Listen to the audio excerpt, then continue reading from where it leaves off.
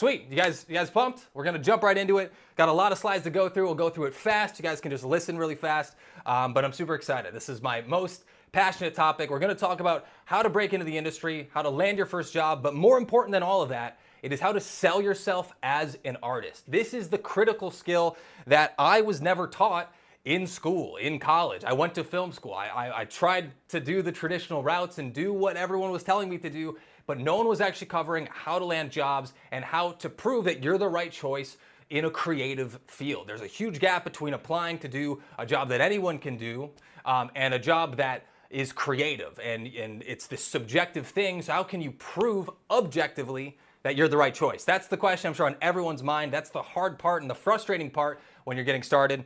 So yeah, let's jump right into it. How to kickstart your visual effects career and break into the film industry making Hollywood visual effects. So like I said, tonight I'm gonna teach you the step-by-step roadmap to land your first job. And my question for you is, what if you could land six-figure jobs working on movies like Star Wars or Deadpool or Alien Romulus, which just came out, starting a career working on feature films or TV shows, getting paid to do what you love, and being able to travel the world. That's what I always wanted to do from the very beginning.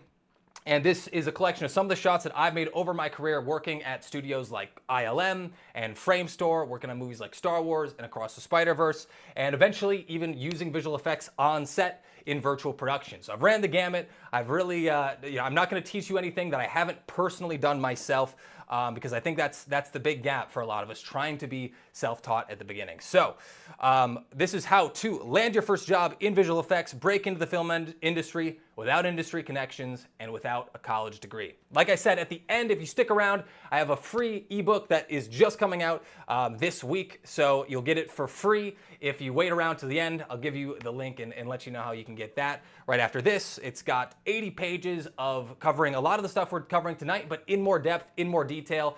And tonight we're gonna cover a lot of the, how should I say this? I always love teaching the artistic techniques first. That is the thing I think is missing on YouTube, is everyone focuses on software and the technical side, and they're not focused on the artistic side. But tonight, we're not really gonna talk about either. We're really gonna focus on how to sell yourself as a visual effects artist. But yeah, this is a quick look. This will cover a lot of the artistic techniques that you need to know, but tonight we're gonna cover what it takes to sell yourself and put yourself ahead of everyone else so that they choose you and hire you above everyone else. So I always like to start with this question: what is your favorite movie? And specifically, what is the movie that made you wanna make movies, made you excited about visual effects, made you excited to get into filmmaking and wanna work in the industry one day? If you can't tell from the pod race scene over here on the right, mine was Star Wars, and in The Phantom Menace, the movie is not great, but that pod racing scene totally transported me to another planet, for real. Like, I can still remember it. I still get goosebumps if I think back to the being a little kid in the theater seats, getting excited, the rumble of the seats, and the energy that sequence brought me through. It was super fun. I'm seeing Blade Runner, Harry Potter, a lot of Harry Potter, The Shining. I love The Shining. Got my new Exorcist tee tonight. The Exorcist is another movie to me. It wasn't visual effects as we know it today, because it was 1973 before Star Wars ever came out, but it really gives that feeling of making something that could never exist in real life. And I think that's what we're all sort of after. One is films are amazing, but how can you do something better than real life? And that's really the magic to me behind visual effects. So yeah, when I can still think back to this sequence, absolutely love it, and really made me want to, get started and break into the industry. But what was even cooler is, even after spending all that time watching the movie, at the end, I was even more surprised, because I could see this list of hundreds and hundreds and hundreds of artists, and each one of these people was getting paid and making a career making visual effects. So even from a young age, I know a lot of people, or a lot of my parents and even friends and teachers, they would roll their eyes and say, are you really gonna try to work in the film industry? I came from a super small town of 10,000 people. It was just not a thing that anyone did. But seeing this list of credits at the end of each movie, it was like, if they can do it, why can't I? This is literally the question I kept repeating to myself over and over throughout my entire journey. If they can do it, if all these hundreds and thousands of different visual effects artists can do this, get paid, and make movies, why can't I do this? And my question for you is why not you? Why can't you be the next one in line working on these movies? I think a lot of us get so much doubt and there's so much negativity, and you have to be the one holding the line, like hyping yourself up to remember that yes, you can do this. It is not some crazy unwalked path. You can do this yourself, and I hope today I can provide you a lot of clarity on what you can do step by step to break into the industry, because my biggest struggle as a self-taught visual effects artist early on was, how the heck do you do this? I know I could get there, but what are the steps? How do I actually achieve it? So today's focus on how you can start a six-figure career doing what you love, which is making movies. I remember at the beginning, I always wanted to work on Star Wars. I always wanted to work on Spider-Man, and I wanted to do something with dragons. I didn't know what, but those were always the movies in the back of my head that I wanted to work on. As I was making movies in my backyard with my buddy Aaron in our cul-de-sac, me playing Darth Vader. From the very beginning, I always wanted to work on Star Wars, and in 2019, I was actually able to work on Rise of Skywalker and accomplish what I set out to do from the very beginning. It feels kind of crazy. I feel very fortunate, but it was, there was a plan. It was the plan the entire time, and these are the steps that I took to, work at ILM, work on these big projects, and do it again and again and again and again, because it is a repeatable process. So don't worry, I didn't have any industry connections, didn't know anyone, wasn't born into any celebrity family or born in the industry. Was born in Wisconsin, not in LA or New York, and I was completely self-taught on YouTube. So wherever you are in the world, whether it's the UK, the US, anywhere in between, this is how you can do it, and this is how I was able to work on all these dream projects after just a few years. So yeah, lots of stuff here. This is not about me, but I just want to let you know, the biggest struggle with YouTube is so many people give their opinion, but most of these people have not worked in the industry themselves. So at least at this point, I've gone through it, I've learned the hard way, I've made all the mistakes, and I want to help you do the same exact thing. So why not you? I've also had the chance to work with a lot of students. I've gone from being a visual effects artist to teaching visual effects artists. I've helped people like Jay Lee land his first studio job at the Third Floor, which is a previs studio. If you aren't familiar, they do the previs for all the Marvel movies and things like that. We've helped YouTubers like Jonas Singh, who's at Zalushi, has over 500,000 subscribers, make Hollywood-level visual effects for his own channel and bring his own movies to life.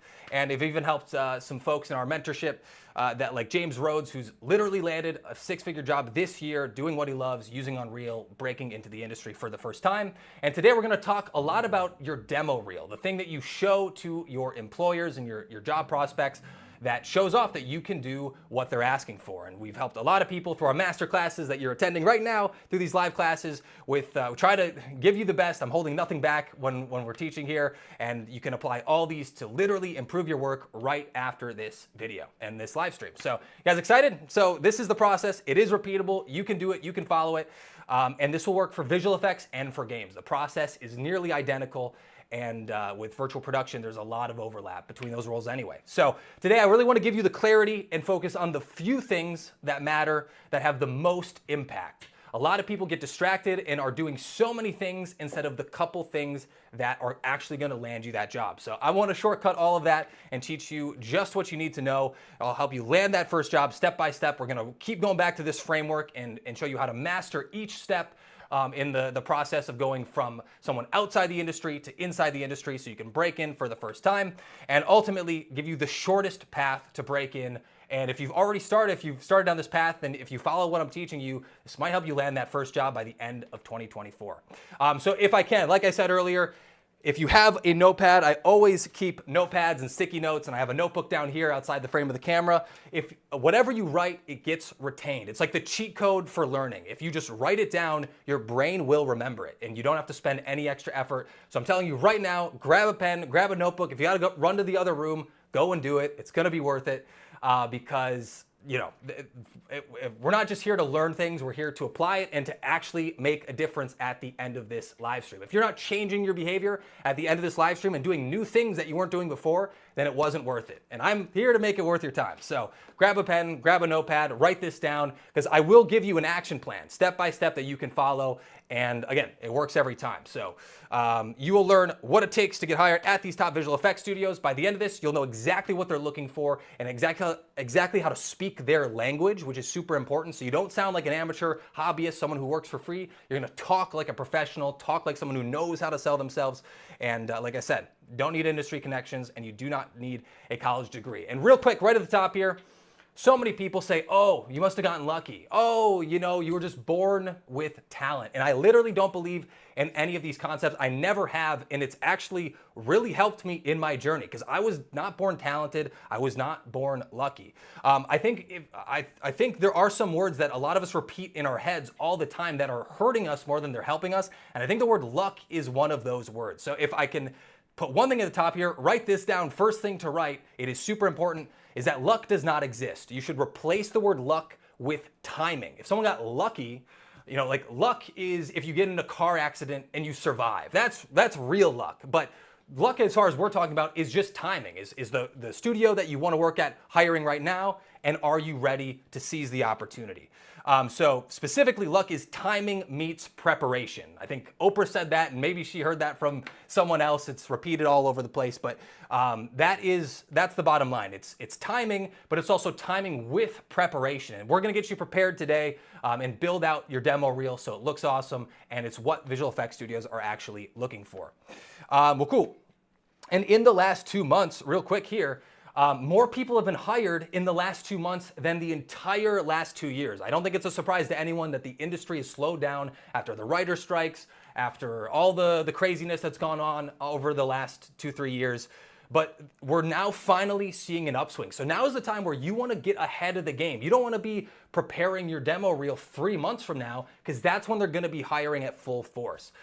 You want to get prepared now so that you're ready when studios are hiring on 50, 100 new crew members, so you can be a part of that team, not behind the curve. And now is the perfect time to get started. I really do mean that. And then lastly, there's no such thing as talent. Talent is just skill, and skill is just a thing you learn. I remember when I was in grade school, I learned how to solve a Rubik's Cube. I could do it in like a minute flat. Felt really good about myself because I followed the YouTube tutorials and figured out how to solve a Rubik's Cube really fast. And it was so funny. I would have teachers and all these different people who would come up and say like, oh, wow, you're so talented. You learned how to solve a Rubik's Cube. And I was like, what? I'm not talented. I wasn't born knowing how to solve a Rubik's Cube. I just found the guide and I followed the steps. And honestly, so many people overcomplicate this, or they sell themselves out thinking they can't do something that they clearly can. So follow the guide, find the guide, follow the steps, and you'll be able to accomplish any of this stuff. So, and by the end, you'll have an action plan, step by step. We'll write it down bullet point by bullet point. So as I said, if you didn't write down talent and luck, start writing down. It's going to be super important. And lastly, we're going to really hone in on how to sell yourself as an artist. That's the whole punchline of this entire talk. So today is really going to mark the change in yourself, going from a visual effects hobbyist, someone who works for fun, works for free, to a visual effects professional who's actually getting paid to make art, which it is this big thing. Whether you're a graphic designer or whether you've learned Blender and you're down the visual effects path, we really want to figure out what it takes to get hired, get paid, and actually start a long-standing career in this field. Not just get paid for one project and not know where to get your next client. That's not the point either. So a lot of people get super weird when it comes to money and six-figure jobs. Like for real, if you're a mid, you can make 40 to 60,000 a year. If you're a senior, you can easily make 6 figures plus. I'm not making these numbers up. It's just the actual rates. You can go on to glassdoor.com and see it for yourself. That's what the rates are in the industry. So all this, you're not selling out, you're simply selling yourself. So I'm gonna get tactical, I'm gonna get granular. Don't get weird about it. Like, these are just the actual insider tips that have worked across my entire career. So if you want to make a living making art, you must learn these skills, and you can learn from all the mistakes that I made along the way. And the big thing with all this is there's a ton of misinformation. Most of it is because when you hear things of the pessimists about how awful visual effects is, most of those people have never worked in a studio. They're on the outside. They're just making assumptions by the news articles they're reading, and it has no bearing on what's actually happening inside of a visual effects studio. So I hope I can share the things that actually matter, because this is why it's tough to break in as a self-taught artist. You're hearing all this information, what's real, what's fake, what's coming from people on the inside. But the number one thing I hear over and over again is that, every visual effects artist is overworked and underpaid. And I don't really know where this comes from, but in my experience, I can't speak for everyone out there, but this is completely opposite from the truth. If you're doing overtime at a studio, you're getting paid for your overtime. So if you're doing extra hours, if you're working over 40 hours a week, you're getting 1.5 times your rate for that work. And overtime, for the most part, is completely optional. A lot of people can fall slave to working extra hours and not telling their supervisors that they're working late. That's how people end up falling for this myth, I think. But if you're actually good at your job and you're working with your team, they're gonna pay you for every hour you're working. And the more hours you work, the more you get paid. So I never saw the issue here. I love visual effects. I love putting in the extra hours. I was already working 8 to 10 hours a day just on my demo reel. So doing it when I'm paid on the big movies, on these movies I always dreamed of working on, man, it's not in the US, in the Canada, in Europe, as far as I've seen, I don't fall for this at all. It's just not true in my experience. The other myth I see all the time is that you need a college degree. And usually this comes from your parents or your friends or your teachers and stuff like this. And it's coming from a good place, I think. A lot of people, they have not worked in the film industry. They don't know what it's really like. And a lot of them are telling you to just take the safe route. Like, don't risk it. Oh, what if you try really hard and you don't make it in? And my response to this every single time is, what if you do make it? What if you can live your dreams? What if you just follow the steps of the people that have already done it and you actually get it done? This is not like winning American Idol, where there's one person in the entire universe who's going to win it. There's hundreds of artists, so it is not this impossible mountain to climb. And a lot of times they're like, well, what if you take the safer route, the more predictable route? Like, oh, you can make $25 being an accountant, or work on an oil rig, and I hear they make a lot of money, and truck drivers and all this stuff. But don't you want to do what you've always dreamed of? That was the thing I always kept going back to. My parents would tell me all these different routes I could take, but it's like, no, I don't want to do that. I want to work on films. I always have, and I'm going to figure out the way to do it. So with all that being said, let's dive into it. We don't want to live with regret. We don't want to say what if. And if people are planning for failure, yeah, they're going to fail. So don't plan for failure. We're going to plan for success. We're going to figure out the steps that will actually get us there. And one last quick story, and then we're going to jump right into it. But I really love this story. This is one that has stuck with me for years and years and years. Jim Carrey. You recognize this guy, right? The man in every famous comedy in the 90s. This story really stuck with me. His dad but his dad was an accountant. He wanted to be an actor. He wanted to be in show business, which is harder than what we're trying to do. But he wanted to be in show business. And you know what? He took the safe route. He became an accountant. And when Jim Carrey was just a kid, his dad got laid off from his job and couldn't muster whatever it took to land the next gig. And they went years moving out of their house, losing their possessions, and scrapping together any amount of money they can. And what Jim Carrey learned, and what I learned through them, is that you can fail by taking the safe route. You can fail by taking the safe route. And yeah, so let's take a bet on ourselves. Let's do this the right way. So last thing is, you need a college degree? No, you don't. You don't. Last thing here is, I actually heard a story early on of Alan McKay, who broke into the industry at just 14 years old. I heard that when I was a teenager as well, and that just always stuck with me as like, what if a 14-year-old can get in? He lied about his age. He did some funny stuff that I also followed in his footsteps early on. But yeah, he was able to pull this together and make things work. So you don't need a college degree, but you do need one thing, and I learned this from Alan. It's that you do need a demo reel, or a show reel, or a portfolio. There's lots of different names for this same exact thing, but you just need proof and evidence of the work that you can make. Whether you're in graphic design, whether you're in visual effects, or whether you're in games, you need a demo reel. So yeah, we don't need films. So I'm going to skip through some of this. I want us to rifle through this, but yeah, we're going to skip through the craziness of how expensive it is to go to college.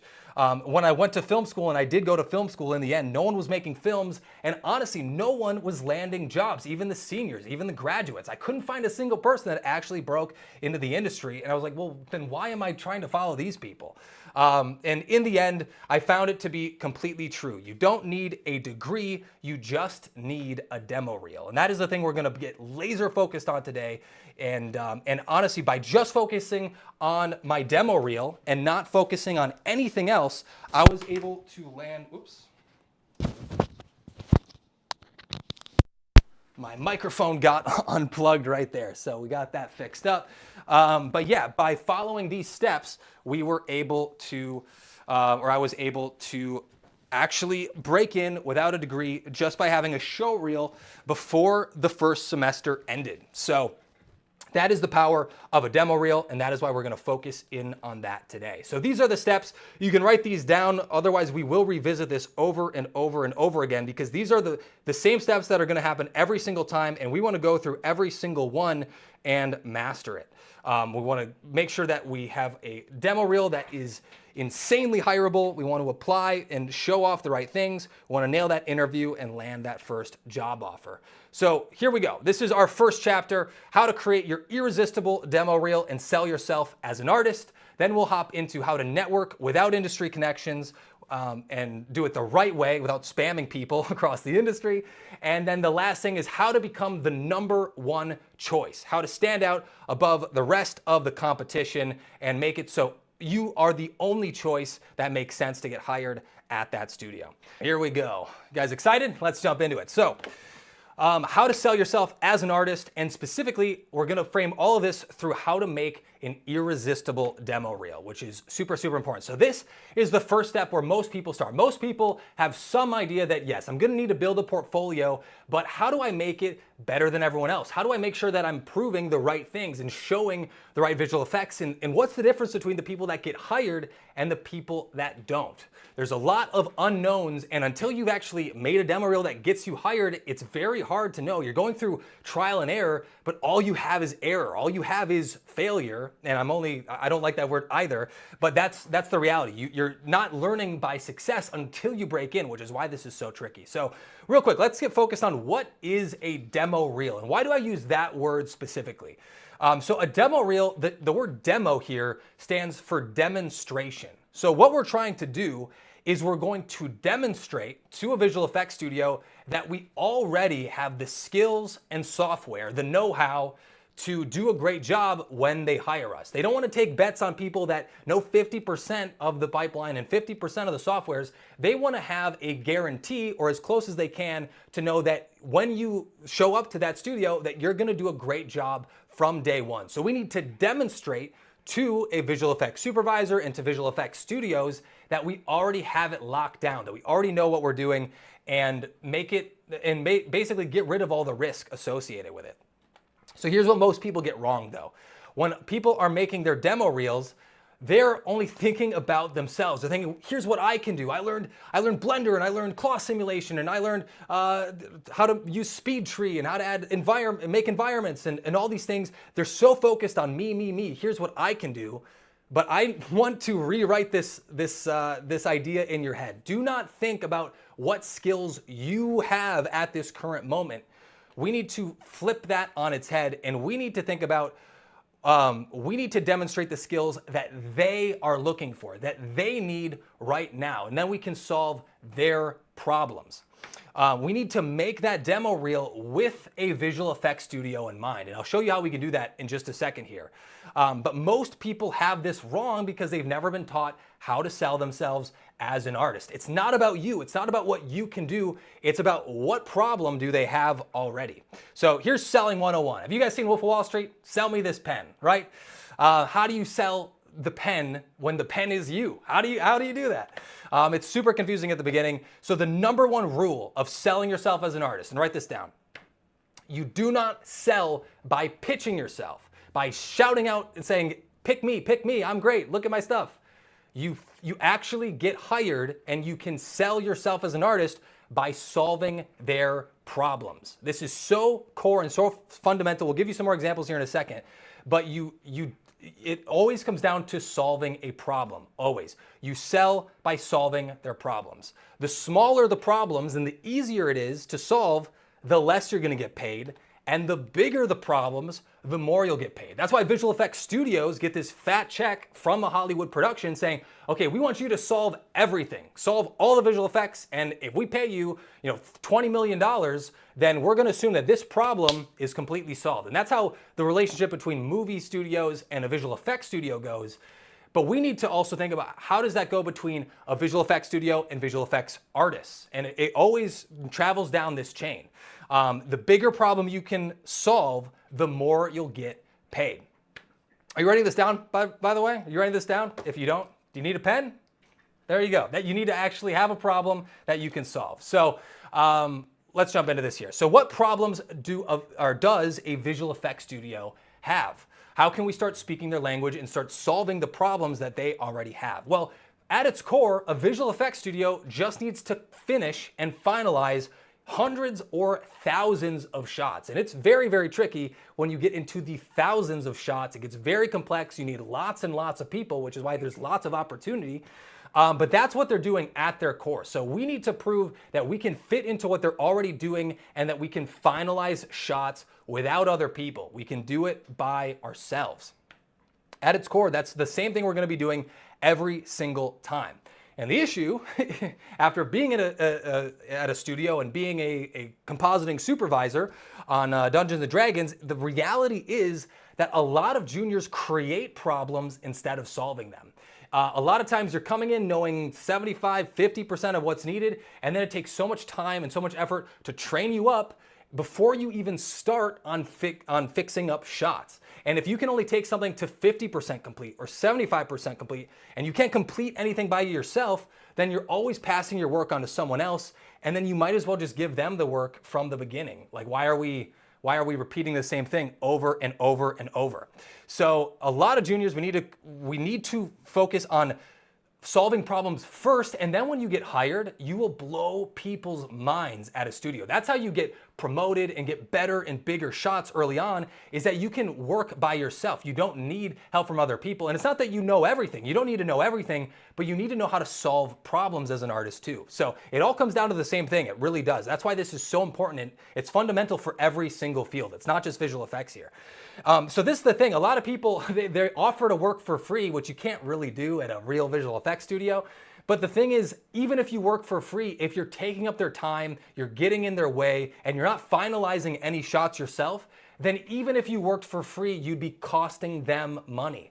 So that's where you really need to hone down on what you're doing and prove that you can finalize shots before you show up on day one. And you want to prove that in your demo reel as well. So the big thing is that if you haven't understood this already, hiring juniors is very risky for a studio because they still got to pay you. And what if you can't do the job? What if you are lying about your demo reel? I'm not saying you are, but what if you are? Like, people have done it before and they get hired and then they get found out right away. So with juniors, it gets very risky. And the biggest risk is time. A lot of times studios, we need to get 150 shots done in, let's say, 8 weeks. And if you're costing time instead of saving time, then you're not worth the money they're paying, even if you're working for free. So what we want to do is de-risk this. We want to reduce the risk on the visual effects studio side by building trust. And we can do that through our demo reel and by building it the right way. So we want to demonstrate, demo reel, right? We want to demonstrate that we can solve their problems and take away their risk. If you're going to write down one thing from this little section, this is the core lesson that you need to remember. And if you just thought of this right before your first interview or right before you start your work for the day as you're working on your demo reel, you will stand above everyone else, because everyone gets in this mindset of, look what I can do. Look at, I'm so special, which is great. I'm sure you are, but people don't care. They care about their own problems. That's the secret to life, is no one really cares about you. They care about themselves. And once you know that, everything becomes a lot easier. So there we go. So that's the big lesson there. You must solve their problems, and you need to be able to solve problems on your own. You can't run for help every single time. Again, there are people at a studio, they are there to help you, but they're not there to do your work for you. And you don't need to know everything yourself, like I said before, but you have to know how to solve a problem that you don't know the answer to right now. And that's where, if you run to AI every time you have a problem, you're not really actually getting better at solving problems. You need to run through the exercises yourself, because you don't want to waste other artists' time.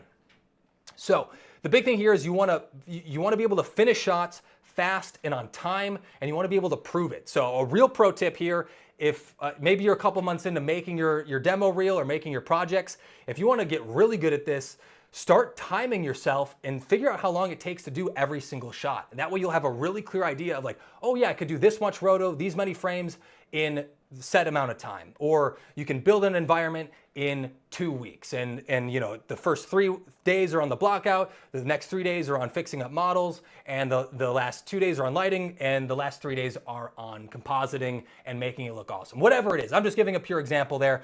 You don't have to follow along word by word there because it's going to be different depending on what you want to do in the visual effects industry, but know how long it takes to finish a shot or a model or whatever the thing that you're going to be responsible for. If you're a modeler, you got to make models. If you're a compositor, you got to finish shots. Same with lighters, you got to finish shots. So just know what that final thing you're doing is and figure out how long it's going to take you.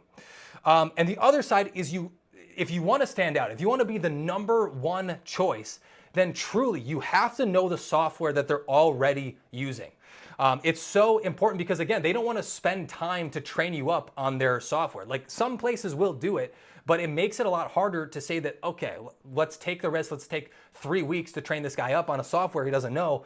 Like you're just making it so hard for them. They don't want to do that. You want to be able to start on the ground running on day one. So if you know Blender, I use Blender. Blender is used, it's the go-to hobbyist tool because it's free, but the reality is every visual effects studio out there, I'd say 90% of them are using some combination of Maya and Houdini as their main software package. And if you're in games or you're in virtual production, they're gonna use Unreal Engine. That's what most studios out there are doing. So it's not like you've wasted time learning Blender, but the reality is you must learn these other softwares, the softwares that these studios are using if you wanna jump in and just be ready for the job. It's not really optional. The same goes, I know a lot of people use After Effects. Really the only choice, the only way that people are upgrading their shots and making them look awesome is with Nuke. It's not using After Effects. I don't know a single blockbuster film that has ever used After Effects to final a shot. Have you seen Star Wars or Avatar or The Hobbit, anything like that? None of those are made using After Effects. They're all using Nuke. And this is a great tool to use because it'll upgrade your shots. We'll get more into this later. But again, no one's using After Effects. So you gotta have at least a basic understanding of Nuke for most of these jobs, even if you're like an effects artist or lighting artist, because you gotta present your work and make it look great too. So don't just worry about demonstrating the skills you want and that you have, demonstrate the skills that they need. Now, the next question you're probably going to have is, well, okay, how do we figure out those skills? How do we actually find the problems that visual effects studios have? Which is a great question. And the good thing is almost every visual effects studio out there has already generated a checklist that you can follow through and check it off one by one. And it makes the process so much easier. But where do you find this secret checklist? It's actually really, really simple. Here we go. They have their list of problems already. It is going to be on their careers page. This is what's going to give you the advantage above everybody else, is doing a little bit of research here. So most people start with their demo reel, but what you really want to do is go to the job applications first before you even start your demo reel. This is so critical because they're going to give you their exact laundry list of things that you need to do in order to get hired. So let's actually take a look at this. You want to start on the careers page, and I would recommend find your dream studio. Start with, if you love Star Wars, look at ILM. If you love Marvel movies, check out Framestore or Weta. If you love Avatar, Weta did all of the Avatar movies. So whatever that project is, you can also look this up or watch to the end credits and find out those exact studios. It's actually really easy to find out who's working on all these movies.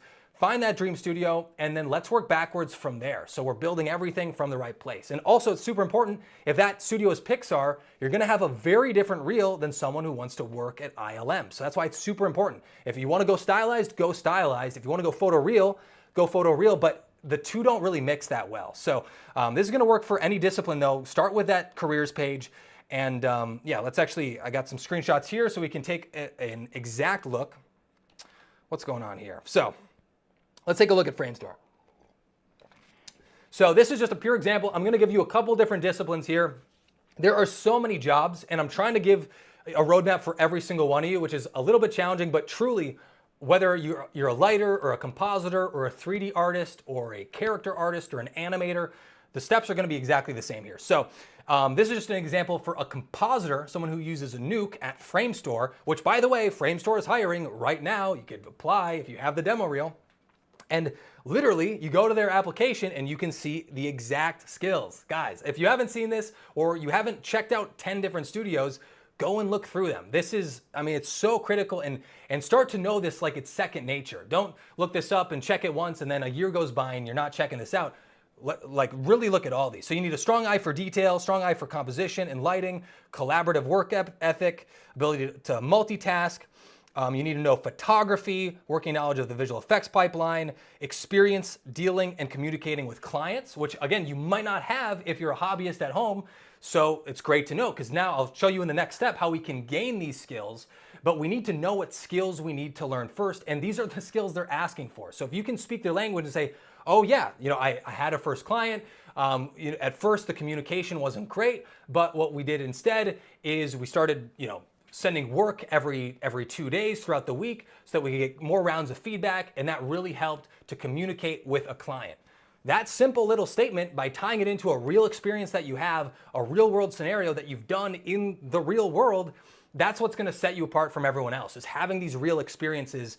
And basically we're gonna find this list so that we can go and create these experiences for ourselves so that we are prepared and that we do have the skills. Another example here, 2K Games, they're hiring lighting artists right now. So you lighters out there who use Unreal can check this out. And here's what we need to know. We need to understand PBR, which is photo-based, how am I blanking on the PBR acronym? Physically based rendering. It's just the way that you build materials. You need strong leadership and teaching skills. This is for a senior artist. Must be comfortable with taking on development of new lighting solutions and demonstrated experience working with modern FPS engines. So there we go. That word demonstrate, again, demo reel, that is, we can see exactly what they're looking for. And once we know it, it becomes so easy to go out and acquire these skills. But if you're just guessing from the jump, then you're probably not gonna be doing exactly what they're asking for. And lastly, ILM, Industrial Light and Magic, the one and only, the studio that kind of invented, I don't know if they invented modern day visual effects, but they definitely hired the people that invented modern day visual effects. And yeah, so if you wanted to be an environment artist there, we need to work on environments that are photorealistic. We need to do layout and set dressing. We need to know how to texture, how to model. We need to know how to gather references for required assets. We need to know how to light our environments and shade them with feedback and participate in team reviews. So again, I could go through all of these, but you'll notice between all of these different job listings, 50% of them are the same skills. Most of the studios are asking for the same skill sets. And then if you're a lighter versus a compositor, you're a 3D hard surface modeler instead of a character modeler, that's where the differences will start to show. But most of these skills are, can you take feedback? Can you gather references? Can you listen to your supervisor and integrate that feedback? All these things, can you work in a production schedule? I'm seeing that towards the bottom.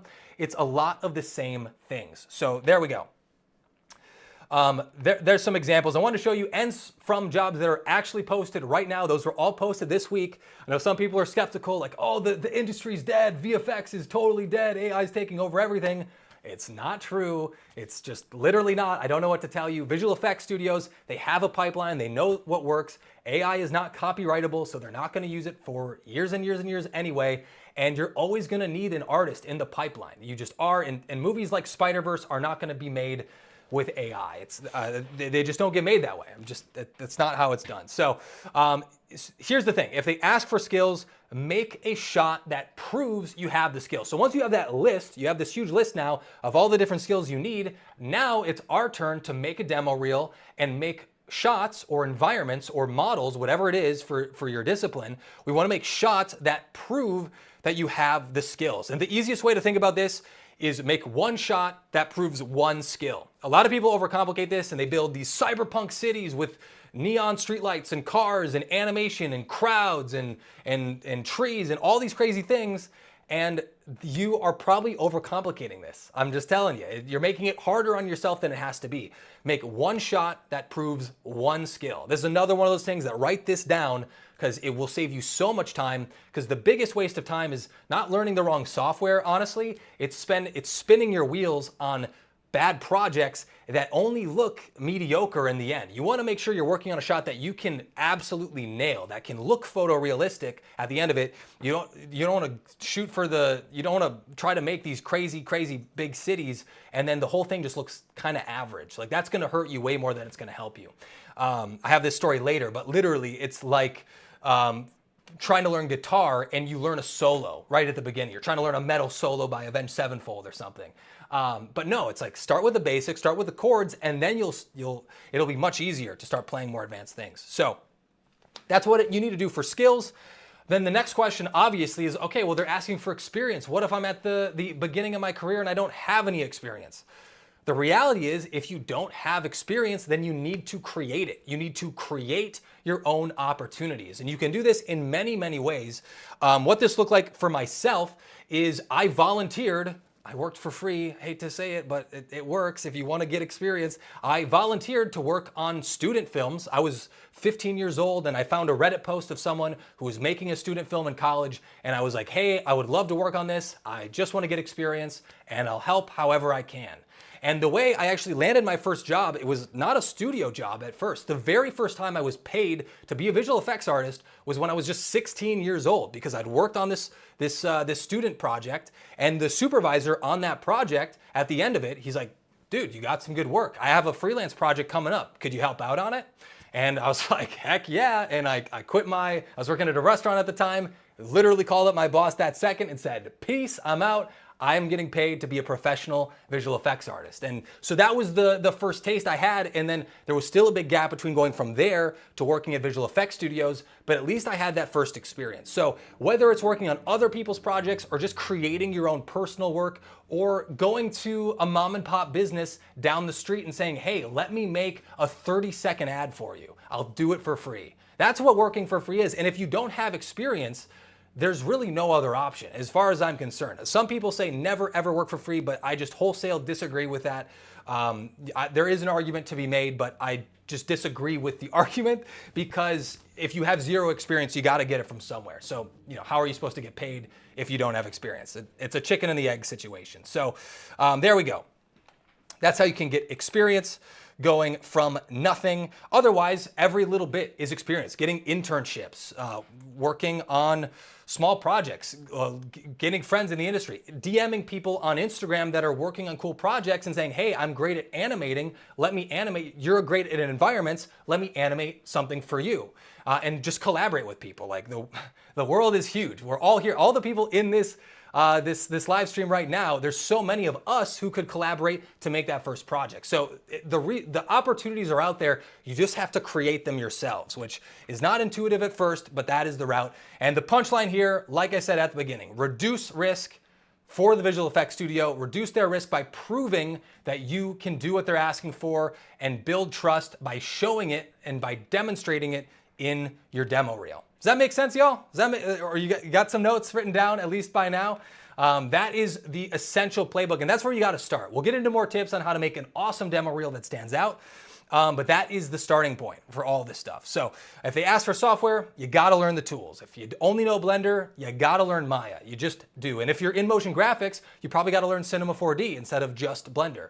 And that's not a bad thing. You just got to, if all you know is the hobbyist software, you got to learn the software that the pros use. That's just the bottom line. So there we go. So once we've started with our application, weirdly enough, that is step one, is going to the applications page. Now we want to go back to building our demo reel. So how can we make sure that we build our demo reel the right way from day one and create an irresistible demo reel that people cannot help themselves, but oh my God, I got to hire you. It looks so good. You've proven everything. They have no other choice but to hire you. That was the question I had for years and years and years, because again, I've applied to literally, I made hundreds of applications, hundreds of cover letters. And again, it's very hard to figure out what it takes, not just to break into the industry, but once you're in the industry, how do you get to those, the big dogs, the big studios, like ILM, like Framestore, like Weta, and the ones that are working on these feature films. So if you want to learn the shortcut that I used to work at these big studios, cool if we go into that? Let's go into some of those fun shortcuts. So at the top studios, it's safe to say that if there's one position open, you're gonna have at least 100 people applying for that job. And it might even be 200 or 500 people all applying for one position. And that's why it can be pretty tricky and very difficult to break in. It's because it's so competitive. There's so many people, but also not every application is made equal. A lot of people are making these beginner mistakes. So just by following this, you're gonna be like, above the first 50%. But how do you go from the top 50 to the top 5? And eventually the top 1. Like, that really is the goal here. I'm gonna keep repeating it because it's super important. Most people don't think this way. It's not about being in the top 5 or the top 10. It's about being the number 1 person qualified for the role and trying to work backwards from there. So if you wanna land the job, you need to be the number 1 choice. I would write that down. If you're taking notes, it's so important. Start there. Start there and everything does become easier. There is no good enough. Your work literally has to be number 1 for these hyper competitive studios. And if you're working at smaller ad agencies and things like that, or people that only can hire local staff, then you don't have to be the number 1 in the world, but you just have to be the number 1 spot out of all the applicants that are applying for that studio. And there's many ways to do that. So we're gonna focus on the few things we can do to stand out, to get noticed, and to put yourself above everyone else, because that's really all we're trying to do here. So rule number 1, making a demo reel that stands out. Do not copy tutorials, copy movies. The biggest mistake I see is people putting tutorial projects that they found on YouTube, or even if it's paid tutorials that you've bought a course for, don't put that work on your demo reel. It's great to learn through tutorials, but it's not great to put that in front of in front of supervisors, in front of the people that are hiring and giving you these jobs. And the reason why is that you're not actually learning how to solve problems if you're following a tutorial. Again, that's what we want to prove, is that we can solve your problems for you. You can throw anything at us and that we can solve it even if we don't know the answer. That's what a professional artist can do. So if you just follow tutorials, you're not proving that you can find the answers. You're just proving that you found someone else's project and duplicated it. So we need to prove that we can solve problems. And problem number 2 is that visual effects supervisors already recognize every single tutorial out there. It's not because they've actually done these tutorials themselves, it's because so many people apply with identical demo reels. And you might think I'm kidding here, but someone that's looked at a lot of demo reels, you can literally recognize, like, oh, that's the Unreal Engine Castle tutorial. Wow, look, they just copied it. Or there was a bunch of old ones when everyone went through FX PhD with compositing. You just instantly recognize these copy and paste tutorials because you'll see it pop up in 5 different demo reels. Like, okay, that person just copied it. Let's check out the next person because they probably didn't copy their work. But yeah, that's why it's so important. Is the whole point is to stand out. It's to separate yourself from everyone else, not to lump in with the crowd. You want to be the number 1 choice. Again, so that's what we're trying to do here. So don't copy tutorials, copy movies. So the best way to do this is find one of your favorite movies.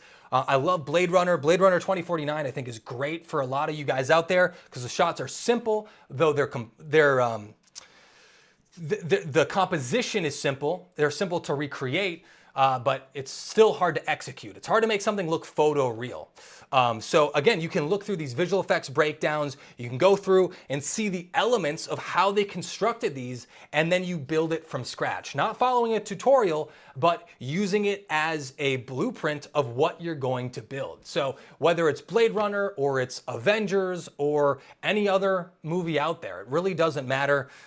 You want to copy movies, and if it's your favorite movie, you're just gonna have a way better time making it. So if you love The Mandalorian, make that space shuttle launching off into space, going into hyperspeed, whatever it is.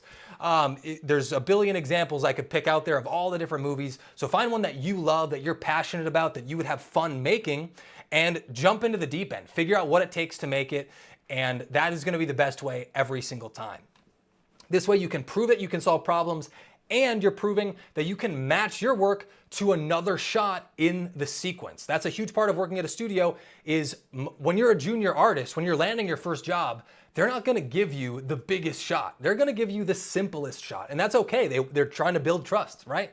But what you're gonna have to do is match that shot to the 50 other shots in the sequence. So if that's the job, if you know that's what your first assignment's gonna be, prove it in your demo reel. Prove that you can replicate other things before, before doing anything else. It's super, super important. Does that make sense?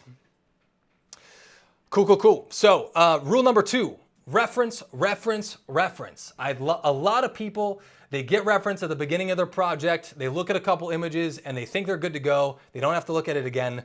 But the best artists in the world are constantly gathering and studying reference over and over and over again. So the whole point here is you want to get photographs for your reference. You don't want to get animated movies like Pixar movies for your reference unless you're making a stylized thing. But if you're making a demo reel for Framestore and for Marvel movies, then don't try to look at the CGI shots in Marvel movies. Try to find real life photography from movies or just literally going outside and taking photos yourself. It can be on your iPhone, it doesn't matter.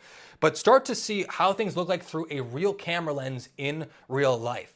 It's so important because if you're trying to match something that's already fake, it's just gonna look more fake because they already tried to do it, and it's very unlikely that you're gonna make it look more real than something that was finalized for a movie. So find real world photographs, start there, and then study it over and over and over again. Compare those references with your demo reel shots. As soon as you have a shot that looks good, pull out that reference and start to compare. Play a little game of I Spy between your shot and your reference and look like, okay, this is how the lighting looks and here's the reflections and what about the materials or how does the water refract under what's underneath it? All these questions, there's a billion questions that come up.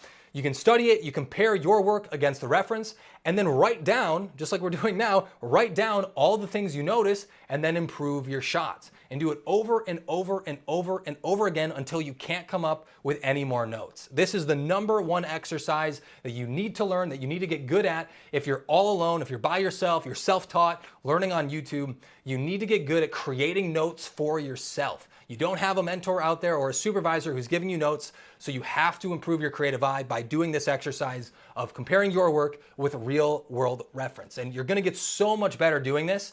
Again, so many people, they do it once or twice.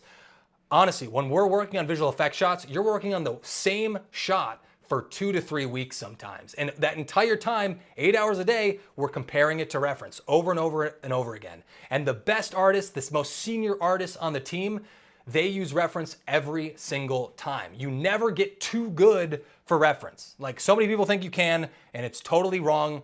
And you'll immediately be able to tell if they stopped using reference because it's just not gonna look as real.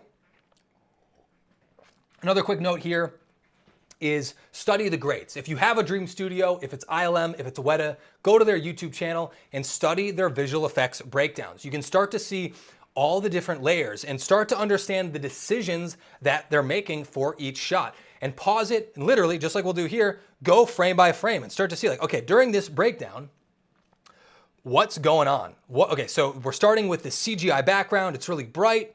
Looks kind of fake if you're being honest. It looks just like a big brown block on top of a cloudy sky. Doesn't look very cinematic, right? But, okay, so what do they do next? So they add smoke and fire. Okay, so they must be adding that in compositing, I guess. So, okay, they're adding in smoke elements, adding even more smoke. And interesting, okay, so now they're totally darkening the entire background. So again, that's the thing done in compositing.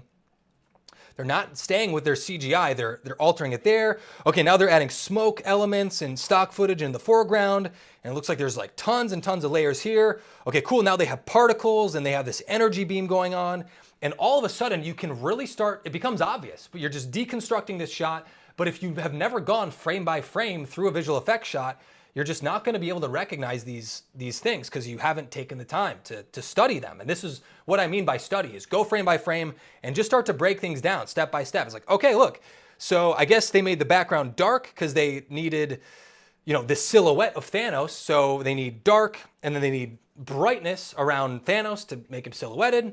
And then they also make Thanos completely dark as well. There's almost no light on Thanos here. He's totally silhouetted. And then as he appears, okay, look, they fade in the light at the end. So you can learn a lot of tricks, especially by studying these AAA movies, the ones that have won the Oscar for Best Visual Effects, or anything made by Weta or ILM. I still to this day constantly go through their most recent breakdowns, and I learn something new every single time. And we're really learning the artistic techniques when we're doing this exercise. So again, you can do this so many times, but you absolutely need to do this. This is one of those exercises that will help you so much and help you learn so much faster. So rule number 3 here, all killer, no filler. What do I mean by this? Your demo reel needs to be all killer shots, 10 out of 10 shots, and no filler. There is no room for filler shots on your demo reel under any circumstance. If it is not great, cut it from your demo reel. I'm telling you this, I'm gonna get louder and more passionate because, oh my God, so many people ruin their demo reel by having 1 or 2 great projects, and then they ruin it by having 5 to 10 mediocre projects. So literally, just have the 2. Cut all of the other shots. If you have 2 excellent shots, it will always beat a demo reel with 10 mediocre shots. Always, always, always. And you might be thinking, well, I thought I needed to prove all these skills. What if, and I've heard like 1 shot for 1 skill. How can I prove that if I'm following that framework? Well, here's how. Less is more. Less is always more. If 80% of your shots are average, what is that supervisor going to think? They are going to think that you make average work. It's just the bottom line. That's human nature. It's not anything against them. So we just want to remove the bottom 80%. We just want to show the best stuff. So the reality is you need to create a lot of shots to practice. And you're going to create way more shots to practice than the amount of shots that will end up in your demo reel. So again, this is not some get-rich-quick scheme with breaking into the visual effects industry. It takes hard work. The thing is, it's just absolutely worth it because you can work on these dream projects and work on your favorite films. So get in the habit of making lots of shots, 1 skill per 1 shot. It's still the best way to do it, but create many shots to get better and better and better, and then only put the best of the best on your demo reel. Again, a lot of people think you need like 2 minutes on your demo reel, and it's just not true. It is better to have 2 shots, 2 short shots on your demo reel than having a 2-minute long demo reel. A question for you is, how long do you think my demo reel was to land a job at ILM? I'll like literally give you some time to put it in the chat if you think, like, how long do you think it was? Was it like 3 minutes of all the shots I made in my entire visual effects career?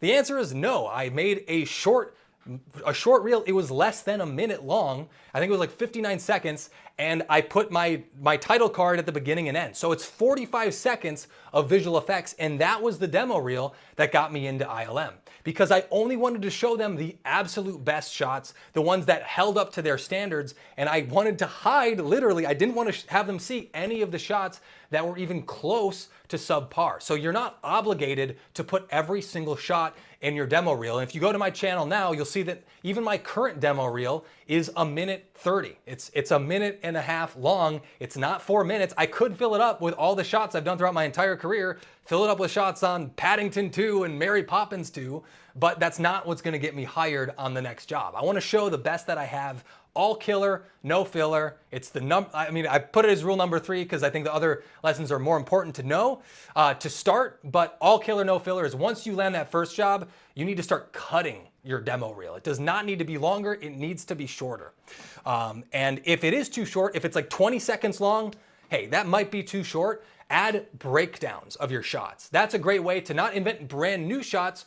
Just like you saw with Thanos there, create visual effects breakdowns. Don't lower the quality just to pad out your demo reel. Don't add any filler. Make sure it's all the great stuff and then just add breakdowns if you need to. Rule number 4, KISS. Keep it simple, stupid. For real. This is going back to what I was talking about of making overly complicated projects. Do not start with making New York City or cyberpunk cities or these crazy complicated 100 buildings in the same shot. Don't shoot yourself in the foot. This is my great rule of thumb for this is if you're making a shot, you should be able to count the number of models on your hand. So I'll show you an example of this. Let's look at the shot from this is from the movie Blade Runner. And you can literally watch this and you can count the number of models. So the background here is made of matte painting, so it's not even models. But okay, so at the bottom we have all this different debris. I know there's lots of models within this, but we could consider like a clump of debris your model. So you have one clump of debris scattered out the entire landscape, and then we have this same garbage truck just flipped around and rotated, one in the foreground, one in the background, and that's it. That's it. You can count it on your fingers. It's 2 models. And then you got to do some fancier stuff to break it up and make it more interesting. I guess you have a spinner in the foreground. And again, this shot from the Las Vegas sequence inside of Blade Runner. Okay, so we have the background. We have matte paintings for the background, so you're not even modeling those. But you can literally count all of the models on your hands. So we have the spinner, we have the interior, we have these pillars, and then we have a stool, and we have the background buildings. So even though it might look complicated, and there is some complicated stuff going on in these shots that effortlessly make them look awesome, namely the fog and the volumetrics, but that is a huge, this will save you so much time, is again, do not build cities, build hallways. I think I have that on the next slide. Don't build cities, build hallways. And all I mean by build hallways is not literally build a hallway for every shot, but hallways have repeating elements over and over again. If you have a hospital hallway, it's going to be the same walls, the same gurneys, the same, clipboards on the wall, and they're going to be repeated over and over throughout a hallway. So focus on building small areas, interiors of buildings, before you go super wide and start to make planets or these just overly complicated environments. You will thank me later. Don't try to make a jungle for your first project. Try to make an interior of a hospital or a hotel or whatever it is. But make it easier on yourself at the beginning. Don't overcomplicate this. Does that make sense? Hopefully that one resonates with y'all. I just see it over and over again. People can't finish their demo reel because it's taking too long because they just picked too big of a project. Again, this is where I said it's just like trying to pick up a guitar on day one, starting with a guitar solo. It's gonna sound like crap. It's not gonna be good. And if you just played some chords, learned the basics, learned a couple licks, a couple small melodies that play together, then if you go to play a solo, it's gonna be much easier and it'll sound way better. It might even sound like music when you play it. So yeah, that's the big lesson there. But Josh, you're asking me in this hypothetical, how do I know if my reel is good enough? I've spent all this time, I've put 10 shots together, I cut the bottom 4, let's say I cut the bottom 6, I have 4 shots. How do I know if my demo reel is good enough? And this is the question that I struggled with the longest, because as I said, I started learning visual effects at a very, very young age, started on learning the stuff on YouTube when I was literally 12. That's when I made my first lightsaber demo. So I spent a lot of time in those early years, not making much progress, not really taking it seriously, obviously. But when I got to 16 and 17 and 18 and getting into college, that's when I was flipping the switch and trying to take this more seriously, trying to break in as fast as I possibly could. But I always struggled with how do I know if my reel is good enough? I can't compare it against like ILM's demo reel. Obviously, it's not as good as ILM's demo reel. So, are you ready to learn the strategy that helped me land that first job and make this obvious? Make it known when your reel is good enough. Let's jump into it. How to become the #1 choice. How to stand out above the competition and get noticed. It really is about standing out, being the one and only. It's also going to get into networking a little bit. So what I want to talk about here in this next little chapter, we'll call it, is how do you use LinkedIn to land your first job. It's not what you think. Most people think you're gonna apply to 50 different studios or 150 different studios. The more the better, to be honest. Or they think, okay, let's find like the visual effects supervisor at Framestore and send him my demo reel and see what he says. And you know what, let's send it to HR and send it to everybody. Why not? And immediately you're just gonna be known as the spammer. So, don't spam. At the top studios, like I said, 100 people apply for one position. That is why it's so competitive. You gotta stand out, you gotta be that #1. And I wanted to increase my odds early on. When I was in that first year of college, I literally went on my way of reversing the odds. If 100 people are applying to this one position, then I'm gonna apply to 100 studios and totally flip the odds and get it in my favor and guarantee that I could land that first job. That was my logic at the very beginning. So I applied to 100 studios. I still have this spreadsheet of 100 different studios around the world that all speak English. I found their email inbox, I got their careers page, and I either applied directly on their website or I sent an email to their inbox. And I wrote a custom cover letter for every single one. It took me a full week, literally taking all the time I had in the day, because I was like, man, my demo reel is ready. I'm gonna break into the industry. Here we go. And then I, applied. I waited a week, and it didn't work out. Literally, I got 0 responses, and I'm not exaggerating. This is a 100% true story. The first time I sent out my demo reel seriously to these top studios, I got 0 responses. And what did that tell me? What did I learn from that? It told me that I am not good enough. And that really hurt to feel. Like, I literally no-lifed making a demo reel for the prior 12 months, and it wasn't good enough. And it felt like I wasn't good enough. But after some time, I, had a Coke Zero, I calmed down, went back to my computer and was like, okay, I'm not gonna give up, we're gonna figure this out. So at that point, I started to change my strategy, and I started thinking, let's find who I'm up against. Who else is applying for these jobs, and how can I make sure that I'm above everyone else that's applying? Because at that point, it was just a me against me. It was me against myself. I didn't know who else was out there. And so this is how we're gonna use LinkedIn. We're gonna use it to research the competition, and we're gonna find the demo reels that already got people hired. So now that if we do this, we will have a standard, we'll have a target that we can try to aim for, and then we can compare our demo reel against these other demo reels that got people hired. Now, the hard part about this is that most people, if you go onto their website, they're gonna have their demo reel from this year. So if you type in environment artist frame store and you go to that person's website, you're gonna find their most recent demo reel, which again is not super helpful because you're just gonna see the best work they had and not the work that helped them land that first job. And so that was the wall that I was stuck on at first until I thought outside the box a little bit, and I started thinking, okay, let's research these people, let's find the artists that are working at these studios, let's learn from the best. But instead of looking at their most recent demo reel, I started taking their names and typing them into Vimeo. And what's interesting about Vimeo, if you're not familiar, I'm sure a lot of you are, but if you're not familiar, most people put their show reel on Vimeo because it's higher quality than YouTube. That's what they say anyway. Vimeo's fallen off, but it doesn't matter. It's helpful for our cases here. You can go onto their Vimeo page, and odds are you can go back. They'll have their most recent demo reel, but then you can look through their old videos and look back to 2019 and 2015 or 2012 and see, okay, what demo reel is the one that got them their first job? And that's the gold. That's the gold you're really looking for, because once you have that, now you have that target. And again, not their current demo reel, their first one.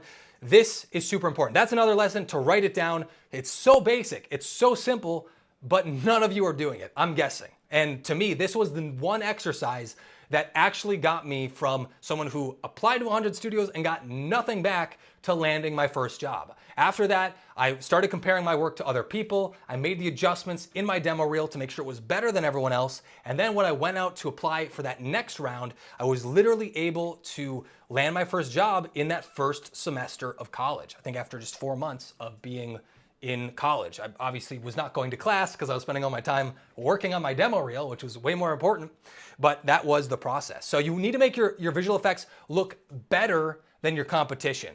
This is, let's actually go back to this. I'll show you my demo reel that got me hired just in case you're curious, just for posterity. I think it will be helpful, but you should look at what's the job you want, whether it's an environment artist or an animator or a modeler, and do this exercise. Find someone at your dream studio and find their first demo reel, and now you have a gold standard. So it's super important though here, once you have that demo reel, your job is not to make it as good as that person's demo reel, it is to make it better. This is super important here as well. It literally needs to be better because people have gotten better in the last 10, 15 years. So yeah, it does literally have to be better, but that is now the standard, and you can still apply before it's better. You want to get feedback by applying. Sometimes getting feedback means rejection, and that's not always a bad thing. It's feedback nonetheless. Oh, hey, you're not good enough. okay, let's go back to the lab, go back to the desktop and continue to work on it. But it does need to be better than your competition. And once it's better than your competition, that is when you will start to see those job offers roll in and those interview requests roll in because you've actually hit that standard. So let's take a look. If you guys are curious, let's just take a look at my first job. Again, I was a compositor. I'm sure some of you are 3D artists, but this is the 2D art of compositing, rotoscoping. Also part of that is prep work and removing stuff from the background. And the key thing with compositing here, the standard that you need to hit is the way you can tell if you have a demo reel good enough to land your first job as a compositor is if people cannot tell the difference between the before and after. They should look at a shot at the beginning and literally think to themselves, like, what do they even do? And then once they see the breakdown, they're like, oh, okay, so they remove this thing from the background or XYZ. You'll see some examples here, but for a compositing demo reel, if you want some tactics there, people should not be able to tell what you did. If you have a green screen shot, they should not be able to tell that it was originally on a green screen. So let's take a quick look here at some of these shots. Hopefully the music is not playing. We'll take a look here. And so this was the first example of, okay, there's this giant woman, at least she's just way taller than the people in the back. And so this was removing that and making it invisible. And so that's if you can make it seamless and where it looks exactly like a real world photograph or like real footage, in this case, it's removing markers from the actress's face. And hopefully the first time you saw that, it looks like nothing even happened. And same for this, we had green screen footage. And again, all I was doing here was like, okay, a junior compositor, you need to show green screens and you need to show paint work and you need to prep out tracking markers, which is all the basics here. And you can see I only have a couple shots here, so I'm padding this out with visual effects breakdowns. And they help to tell the story of what is the work that I'm doing here. So again, hopefully this paints a good picture. The best visual effects at the beginning is invisible. It's the stuff that you don't even think are visual effects shots until you share the breakdown. And if you can hit that standard, it's a hard standard to hit, but if you can hit that, even if it's your first demo reel, I guarantee someone will get back to you because this is the skill that every supervisor is looking for, is that you can take a shot and run with it, roll with it, and make it invisible that you did anything. So whether it's a green screen, blue screen, or anything like that, these are those steps. Does that help give some context? This is literally the exact demo reel that landed that first job, so hopefully that helps. Seeing as well, Avzen, where did I go to college? I went to a really small college in Wisconsin, where I'm from, that you have never heard about. Not a terrible school, but definitely not a great school. So anyway, that is a peek behind the curtain of what it took to land that first job. But here's the harsh truth. Most juniors think they're better than they are, and you're probably gonna be in that same boat. I thought I was better than I was too. That's why I thought I was ready to send out my demo reel, and it turns out I wasn't. But again, it's not a problem. You just need to take it on the chin, take that feedback, and keep improving it. So there's one thing missing once you're at the beginning, and that is feedback. That is really the way to tell if you're at the quality standard that you need to hit. If you're all by yourself, this is the hardest thing to get. It's feedback from people in the industry, whether it's a supervisor, whether it's a senior artist, whether it's a lead. However you can, it's so important to get feedback early on because that's the way that you'll be able to accelerate your learning is not by relying on your own skill, it's by getting the perspective of people that have more skills than you. So that's why feedback is so important. So in this last chapter here, let's cover how to network without industry connections and start to get feedback from folks in the industry. Does that sound cool? All right. Let's jump into it. So, a quick note, when we're talking about LinkedIn, do not spam. I said it before, I'll repeat it 15 times before we're out of here. Do not spam on LinkedIn. The industry is not as big as you think. It's very, very small, and you start to recognize the same people over and over again, which actually makes it super easy to get jobs later on in your career, is that you, at a certain point, you don't even need to apply because you've worked with so many other people because it's a pretty small world. But yeah, don't ruin your chances by spamming on LinkedIn, please. So many people do this, and it does, like, people do share. If I had, for example, real quick, I had someone who literally was like, oh, hey, you worked at ILM. Could you send my demo reel in to see if I can get hired? And that in and of itself, it is obnoxious. I'm not gonna do that for a random stranger. Like, I'm not gonna put my reputation on the line for some stranger. And then I looked at their demo reel and it literally had one of the shots I worked on in their demo reel. So not only were they spamming me with a copy and paste message that they probably sent to 50 other people, they also literally stole one of my shots and put it on their demo reel. And guess what? I'm gonna tell people about that. So instead of getting a positive recommendation, they just earned themselves a negative recommendation saying, hey, if you see this guy, he's spamming a bunch of people and he's probably applying, don't hire this guy. So if you think it's gonna help you, it might end up hurting you. So I wanna cover how to use LinkedIn the right way, which is not by spamming. You don't need to spam 500 people with the same exact message. It's not gonna help you because you don't need 500 people to get you a job. Don't play the shotgun game of trying to hit up 500 people. You just need one yes. That's really all we're going for. You don't need 100, you don't need 500, you need one supervisor to say, yes, I wanna work with you. So let's keep it simple. It's way more important to make small, targeted efforts to the right people in the right way, without spamming, without chat GPT messages, without copy and paste messages from the first result you see on YouTube of how to network with people on LinkedIn, which you see all the time.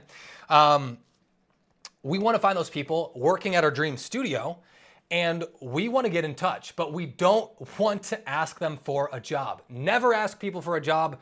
Don't ask people to send in your demo reel through the secret inbox to the recruiter. That inbox doesn't exist, and again, they're not gonna help a stranger. So instead of that, if you actually want to increase the chances of landing your job, just ask them for feedback. The reality is most artists are self-taught to some degree. They've done so much personal work and they do like passing it on. We're all passionate about visual effects and about art. We just are. So most people will give you feedback on a demo reel if you ask politely and you only ask them for like one note. Don't ask them for a dissertation on every shot on your show reel or your demo reel. Ask for one piece of feedback and then implement it. And that's it. That's the entire strategy. Ask for feedback, implement it, because there is no hack and there is no shortcut. But that is the shortcut, is getting some of their experience so that you can apply it onto your own work. And then if you went through, you applied it, you massively updated your shot, then you can send it back and say, hey, thanks for the advice. Really loved what you thought. I tried it, I implemented it here. These are the 3 other things I added and tried because I was inspired by that feedback. What do you think? Is there anything else that you think I could improve? No? Cool. And guess what? It's not gonna get you a job immediately, but if they know that that department is hiring in the future, who's the first person that's gonna come to mind? If they're hiring juniors, they're probably gonna be like, oh shit, I know that guy who messaged me. He wasn't an asshole. He wasn't asking something from me. He wasn't asking for a job from me, just asking how to be a better artist. And now you're at least further along than you might have been before. But like I said, there's no hack and there's no immediate shortcut. They don't exist. There's no, 15-word hack that you can send to recruiters to guarantee your first job.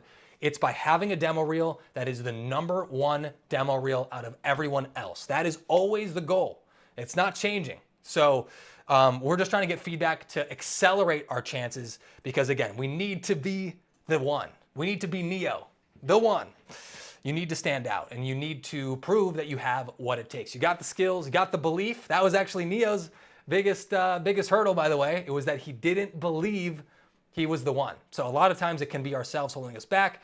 Otherwise, it's probably the skills or the software. So there we go. If your current reel is not getting you hired, this is for you folks that are in the industry or maybe you've landed 1 or 2 jobs. If your current reel is not getting you hired, I also have a very short piece of advice for you. You might know what I'm gonna say already, but you have to update your reel. It has to be better. And people are more impressed by great personal work than by great professional work. This is at least what I found in my experience, is that if I had 8 shots that I did at MPC, put those on the demo reel, the ones that the supervisors would ask about were the ones that were personal projects. And then you can talk more about your passions and your creative eye and how you shot that footage or whatever. But you need to update your reel. If it's not good enough, you cannot coast on a bad demo reel, or it might not even be a bad demo reel. It's just not good enough. It's not above everyone else. And you can't coast off those bad demo reels. The only way you coast is downhill.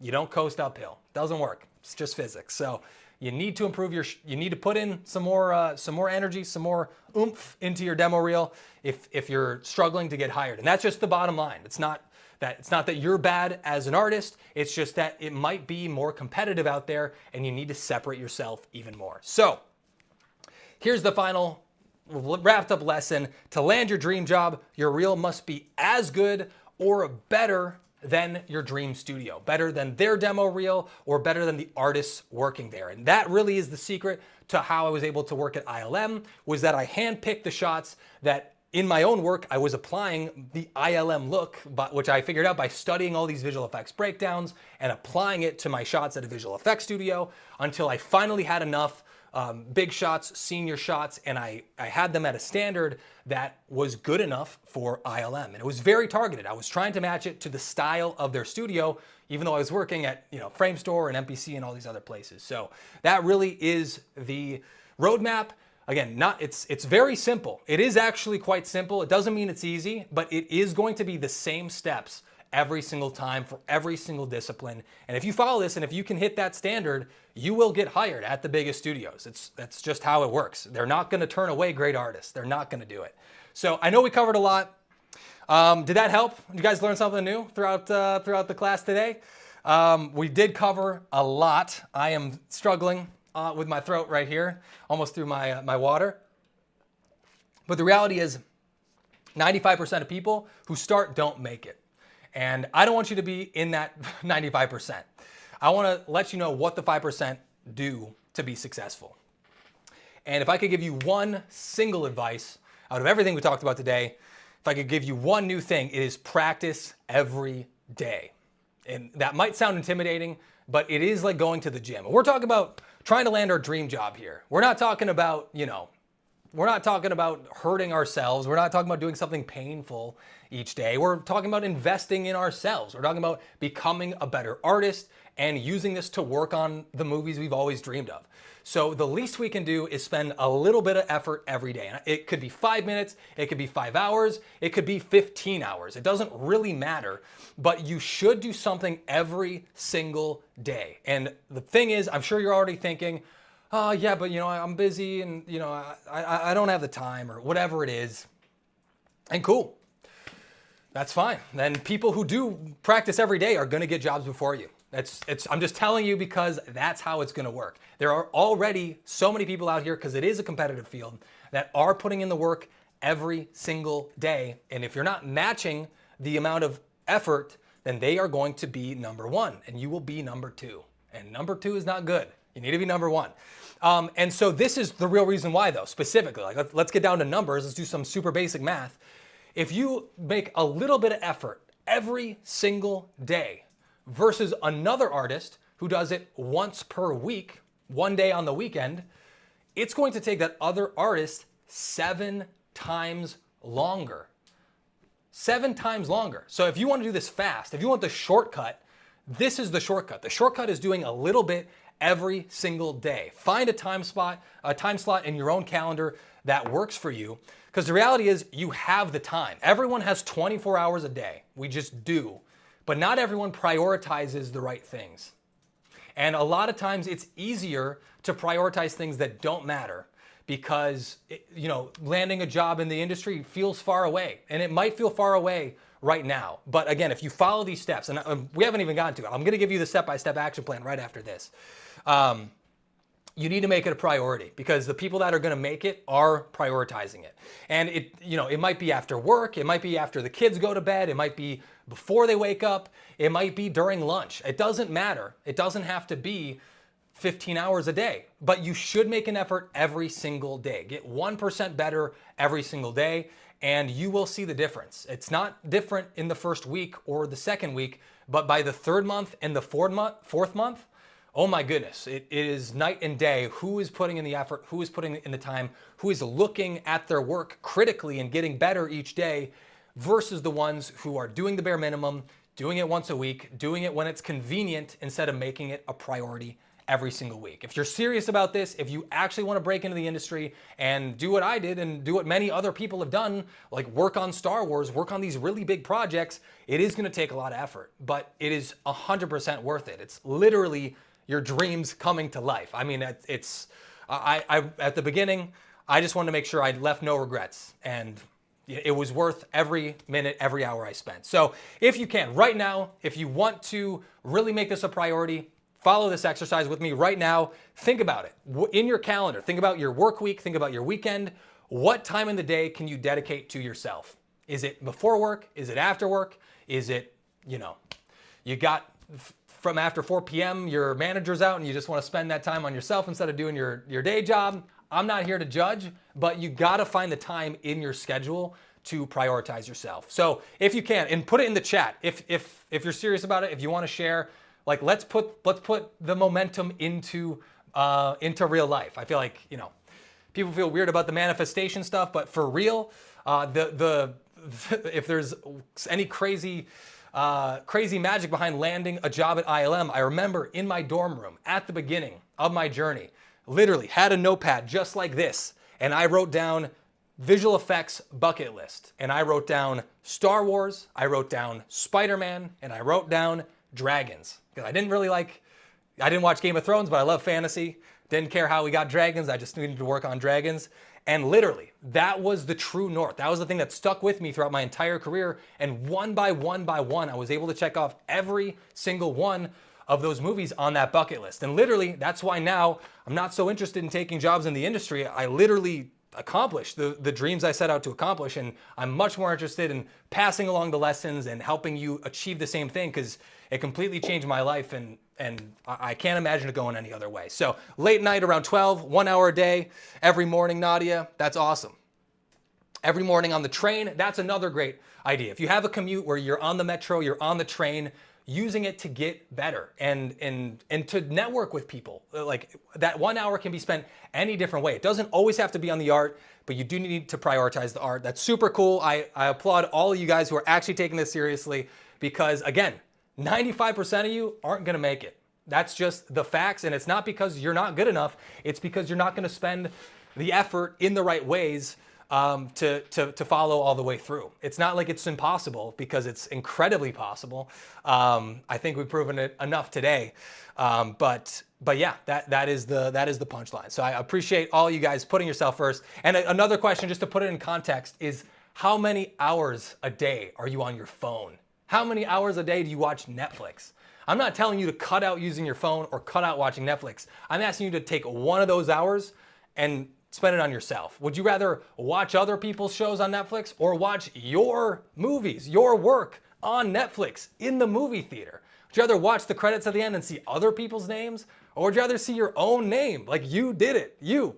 That's what gets me excited, is I know how crazy that was, and for whatever reason, when I go back home, people don't even care about the art. I'm the only one that cares about the art, but more people ask about, oh, look, your name was in the credits. I stayed after the end. And so I know that's important to a lot of people. I'd much rather make my visual effects look amazing, and that's the stuff that I stay proud of. But I know it's different for everyone, and that it means a lot to be the first person in your family who broke into the industry and made something out of yourself. When everyone told you no and everyone told you to take the other routes, you bet on yourself and you made it. So that's really the thing. Would you rather watch other people succeed or help yourself? That's what we're talking about here. So yes, let's keep going through. So what do you do next? Let's iron this down. Let's put this into a bullet point list.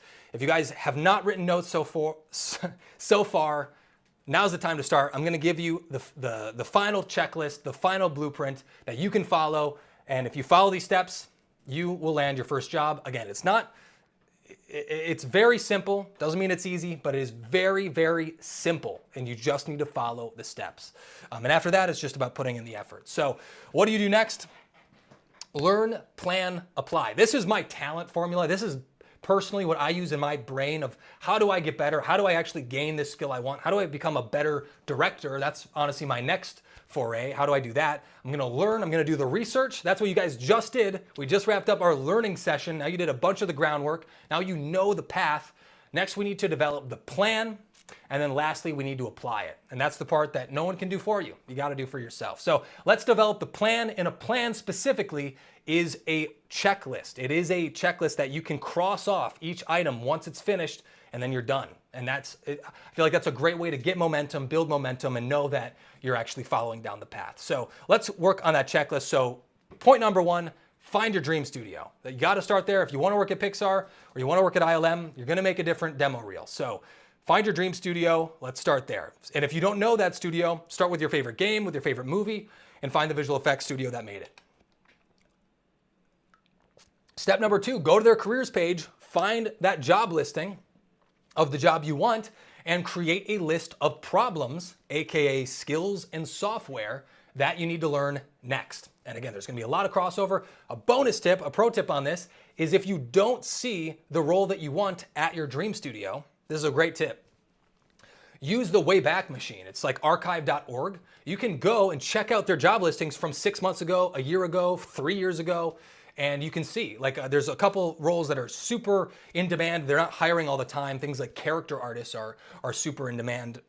But even then, my girlfriend, she's a character artist. She landed her first job this year. Like, it is very, very possible, and there are so many opportunities popping up. So anyway, that's a great little tactic. Use the Wayback Machine if you want to see what the list is. If you don't currently see it at your dream studio, now you got your list of problems. Next is you're gonna research the competition. You're gonna find the junior demo reels of the senior artists that are working at your dream job so you have a target to compare yourself against. And then you're gonna find shots from your favorite movies and studios to recreate.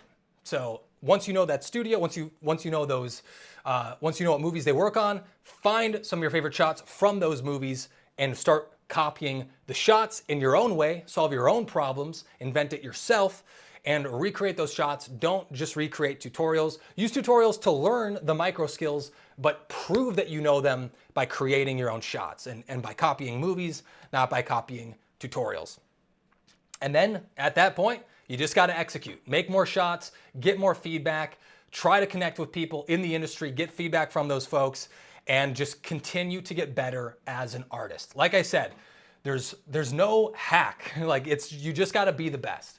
And if you follow this, it will at least take this process that for some people takes them 5 years, and it can compress it down to a couple months and just speed up the whole process. But you got to put in the work. And the more work that you put in each day, the faster it will happen. That was my strategy during college. That's why it's easy to be like, oh, cool, yeah, I broke into the industry at 18. But it's because, guess what? I was spending 14-hour days only working on my demo reel and basically doing nothing else. Which is another good thing to know, is that most of the time, you're not gonna get better by doing more things. You're gonna get better by doing less, by getting rid of the things that don't matter. You need to reduce the things that aren't moving the needle, that aren't gonna affect getting a job, and just focus on the few things that matter. So one skill for one shot, that is the true framework. And don't stop until you're better than the competition. And once you get that first response for an interview, that's when you know you finally gotten there. And that's the best feeling in the world, is getting that email, getting that notification after those weeks and weeks of work and saying, hey, look, it all was worth it. And even if you don't land that first job, if you know you're getting interviews, you're in the right spot. Then it is just a matter of time. Then it's just a matter of luck, because you just got to keep putting yourself out there, getting slightly better, standing out more and more and more. But once you get that first email for an interview, you're super, super close. That's the best sign you can have, because you're literally a few steps away from landing that job. So make your work stand out and become the one. Be the number one choice. That is the goal. Out of all of this is don't be in the top 10, don't be in the top 5. Ricky Bobby said, if you're not first, you're last. And unfortunately, that is true of visual effects. So there we go. That is, and yeah, I guess let's end with this. Why not you? There are hundreds and hundreds and hundreds of people that have started a career, that have built families, that have met their wives and husbands in the visual effects industry, building their careers around visual effects. And if you watched a movie in the last 2 years, then you know that movies are still getting made. Even though there's less movies made than there was 4 years ago, the film industry is not dead. Visual effects is not dead. These are the exact steps. It's not going anywhere. As long as people are making movies, watching TV, watching Netflix, which again, not going anywhere, the visual effects career is here to stay. A lot of doomers and gloomers will tell you otherwise, but it doesn't track with reality. Why not you? Why can't you be the one that actually makes this? And it can take you months. But yeah, so like I said, we have the Kickstart Your Visual Effects Career, that ebook. I will give you a link at the end. But real quick, we do actually have a special offer running over at unrealforvfx.com. For those of you that want a little bit more of a shortcut, that want a little bit more help to apply some of these things, is it cool if I go over that? We got a really cool, like this is the lowest price we've had for our classes ever. You'll see it at the end. And we got some really cool new chapters coming up that we're announcing literally today that we're throwing in for free. So yeah, if that's cool, I just want to share really the best thing I can offer, the best shortcut I can give you as a 3D artist and as a visual effects artist, regardless of your discipline, which is just having the skills and the software that you need to get ready. So I took a poll a couple months ago of trying to figure out how many people actually know the software needed to break into the industry. I wanted to see what people use for compositing. And I found out that literally 90% of people had no idea how to use Nuke. This is totally true. I was actually shocked by this. I figured it'd at least be 25% or something. But that means that 90% of folks do not have the skills at this present moment to jump right into a visual effects studio. So there is this gap. And a lot of people are afraid of Nuke because it's expensive. It's only expensive for the studios. I'll actually give you a free license at the end of this if you want, that you can use on your personal work and that you can use to build a portfolio. So yeah, it's not really a matter of cost. You can literally start this stuff, start up on Nuke, and it's free for personal use. But yeah, only 1 in 10 artists can use it. And again, it's super important to know this, like no one is using After Effects. If you've seen Avengers, Planet of the Apes, any Marvel movie, any blockbuster, it's not just nice to know, it's literally a requirement. And the more you look at all these job listings, you'll see everyone's gonna ask you to use Nuke. So what if I could fly out and help each and every one of you learning this stuff and literally upgrade your shots one by one and apply all of my compositing know-how to your visual effects shots? That'd be pretty cool, right? Obviously, like that would be insane, although I would love to do that in some respect. But I wanted to figure out, how do we do the next best thing? How can we teach you all the techniques and things you need to know to upgrade your shots and literally have your work stand out ahead of everyone else? Because everyone's CG looks the same, more or less. A lot of times adding compositing is what's gonna take your shot from good to great. And it's really what's gonna make your shot stand out. So if you see here, this is the difference between, let's just go here really quick. This is the best example I have. Now this is freaking out. Let's, oh goodness. Oh goodness gravy. Anyway, I think we have some more clips coming up, but we have our Nuke Masterclass. It's everything you need to know to master Nuke in just a single day. We did a 6-hour live training session with a bunch of visual effects artists earlier this year, and we gave them the project files, we gave them the Nuke scripts, and basically I went through my entire playbook, my entire manifesto of all of the biggest impact lessons that I've learned using Nuke, what I would apply to every shot in a Hollywood visual effects studio, and I compressed it into 1 day of training. So you don't have to spend weeks and weeks and weeks learning this. You'll get all of the training you need in just a single day. All of the biggest lessons and all the things I wish I knew when I was getting started. And this is really so that you can learn the visual effects studio standards. So again, we need our shot to stand out. We need it to get away from just the regular CGI stink. And the thing is, it's actually very, very quick to learn.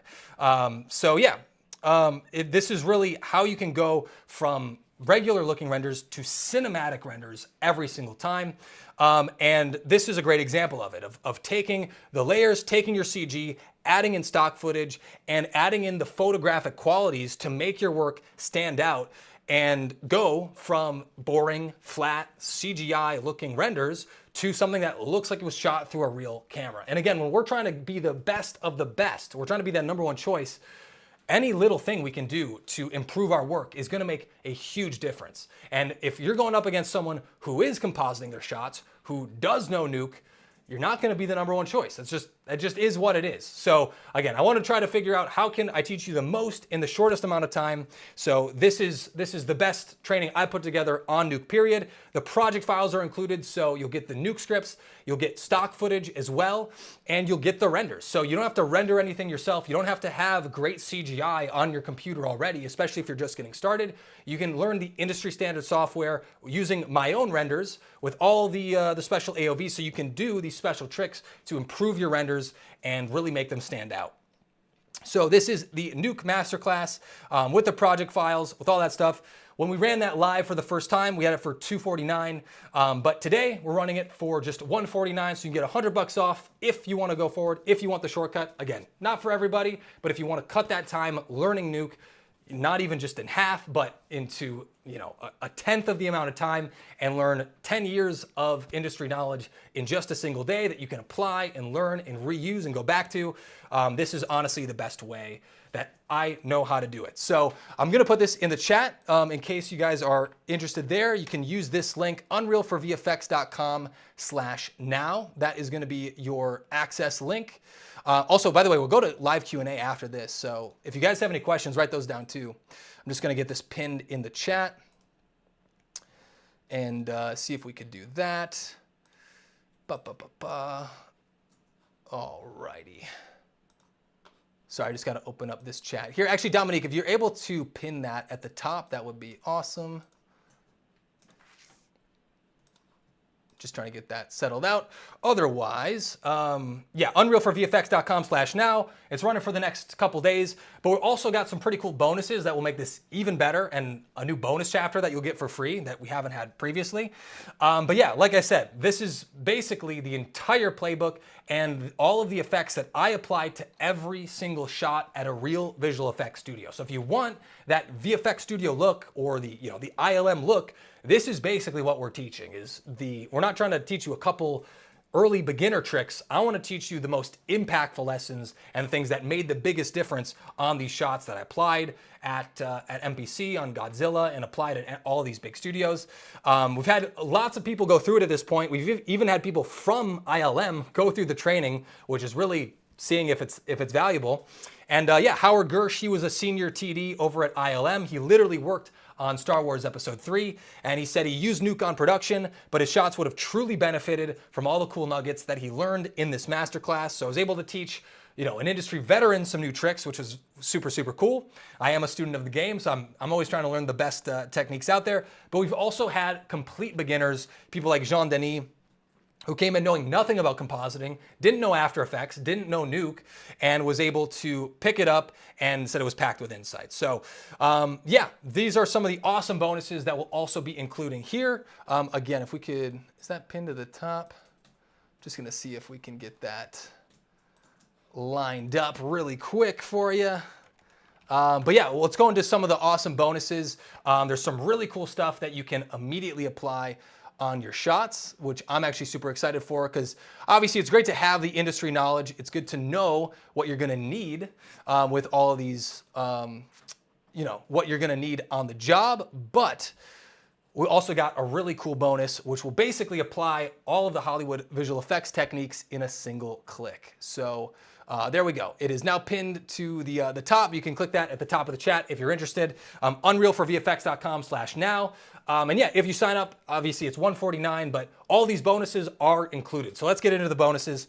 So yeah, if you want to make your work stand out, there is nothing better that I have than the one-click template. This is my one-click compositing template, which literally is the exact recipe that I apply to not just the shots I create at Hollywood Visual Effects Studios. It's the same recipe I use on my own personal work, on the Godzilla short. If you guys have seen that over on my channel, I use this exact same template. I use this on all of my freelance work. You're literally using the same exact template I created for myself, but I just packaged it up and made it super easy to use. But it's exactly the same thing. There's no secret sauce that I have that you don't. You're using the same exact template that I use with all the lessons I've learned, and you literally just press one button, you press setup, and it applies all these lens effects and turns your shot from something CGI to something that looks like it was shot through a real camera lens. And this is the the cheat code to get through it. So not only would you get the training, you get the project files and the renders that we've included along with this. You'd also get my one-click template, which is honestly just the way to instantly improve your renders, specifically designed to make it look awesome.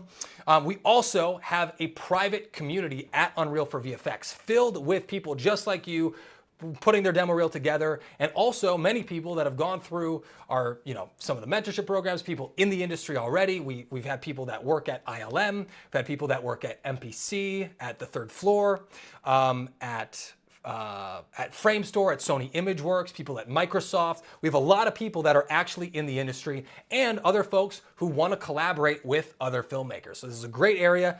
And if you're looking for feedback, feedback from me specifically, we go through every Wednesday, and we have a forum for work in progress renders where I can go through, give you notes. You can ask exactly what you want feedback on, and I can hit you back with notes from a real industry pro. So you don't have to guess on if your reel is good enough. You don't have to guess about what to do next. I can just help you direct what you need to improve next and what's going to be the biggest what'll be the biggest changes you can make that will create the biggest impact for your demo reel. And again, that is one of the critical things. You need feedback if you want to move fast. If you want to go slow, then you can be self-taught. You can be on your own island doing it all yourself. But if you can learn from those that have been there and do it a little, get their feedback, then it just goes a lot faster. And so lastly, the new announcement we're making today is that we're adding a bonus chapter coming next week, which is adding Godzilla renders into our page. So, I'm seeing as well really quick. I think I've seen that the checkout page is broken. So let me check this out really quick. I'm going to fix that up just so you guys have that totally good to go. No worries here. Alrighty.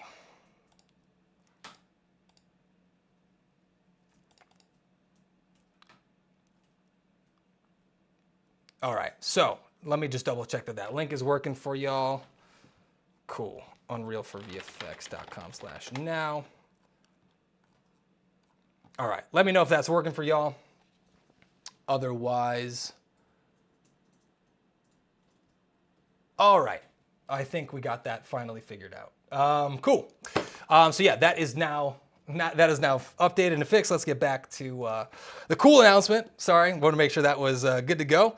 So yeah, the next thing that we're adding coming next week is we're taking shots from the Godzilla project and we are adding it to the Nuke Masterclass. So not only will you be getting project files from my Mr. Freeze render, you'll also learn exactly how we took these Hollywood level shots and improved them, added stock footage, added elements like these explosions and rain and sparks and all these things, and how you can apply the same thing to your own shots. You'll not only get the training, but you'll also get the renders, the project files themselves of the original shots, so you can see exactly how I'd set this up myself.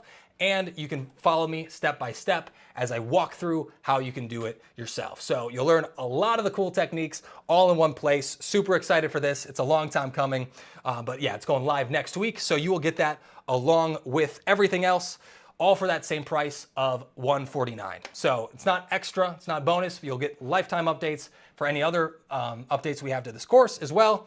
All you got to do is go to unrealforvfx.com/now and you'll get that started. So that is that. Literally, this is the lowest price it's ever been. And like I said, it's normally $249. Everyone that showed up live, that is the price. And once we add the Godzilla element into the course, we're going to raise that price from $249 to $397 just because, that Godzilla project took forever. Not forever. It took like 8 weeks and was more the mental energy around it. But yeah, you'll get the exact renders, the exact recipes for how to create that Hollywood level visual effects and do it at home using Nuke. And you'll get a free Nuke license. I'll show you exactly how to get that for free if you sign up for the training.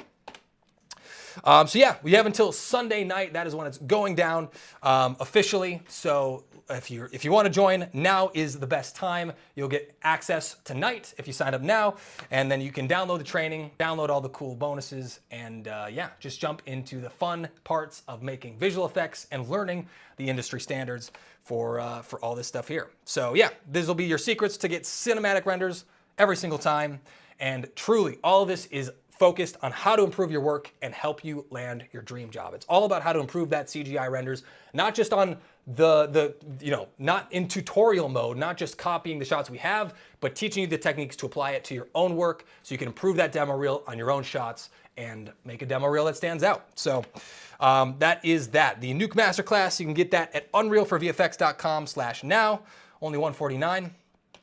And also, you'll see it on the page if you're interested.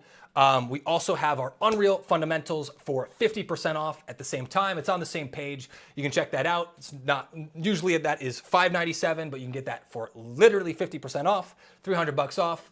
If you're interested, you can get that tonight for just $297. So that is available there on the page.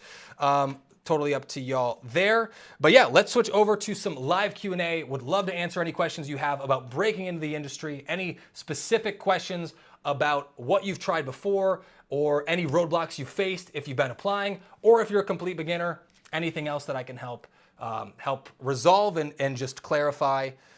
Because yeah, we're all gonna be at different places in our career, so let's run the gamut. So let me pull up the chat here, just give me one sec. All righty. Also, as I get this set up, I'm just gonna run some music real quick. Just give me a moment here.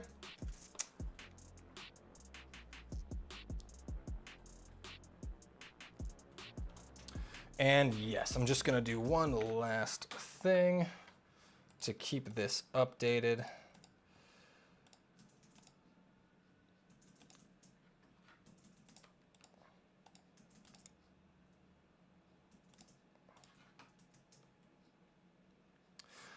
All right, yeah, seeing a couple issues with it on the page, so I'm just updating one last thing in the back end to make this a lot easier.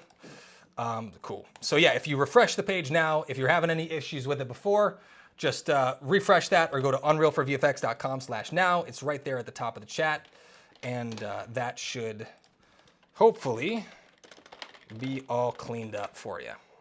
But yeah, that is our lowest price. It'll go offline on Sunday night, so check that. Otherwise, and again, like I said, this is really for people that do want the shortcut, that don't want to spend a ton of time figuring this out on your own. I did start self-taught. I understand wanting to do it the long way and the hard way. So total respect. I know it's not going to be for everyone's journey, but at some point, if you want to get jobs at a real visual effects studio, you are going to have to learn to use Nuke, whether you're in compositing or if you just want to show off your work.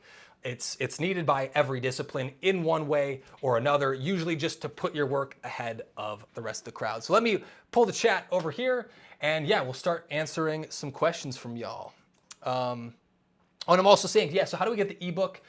Great question. So we will be sending that out tomorrow morning. So if you signed up at unrealforvfx.com/career, you will get access to that page. We're just checking who clicks the links on the emails, and then if you sign up after, from right now and onward, that'll guarantee that you get access to the ebook. You'll get that bright and early tomorrow morning, 80 pages of all the best techniques, some that we covered today, but also many artistic techniques that you're gonna need to know to really hit the ground running. So check that out.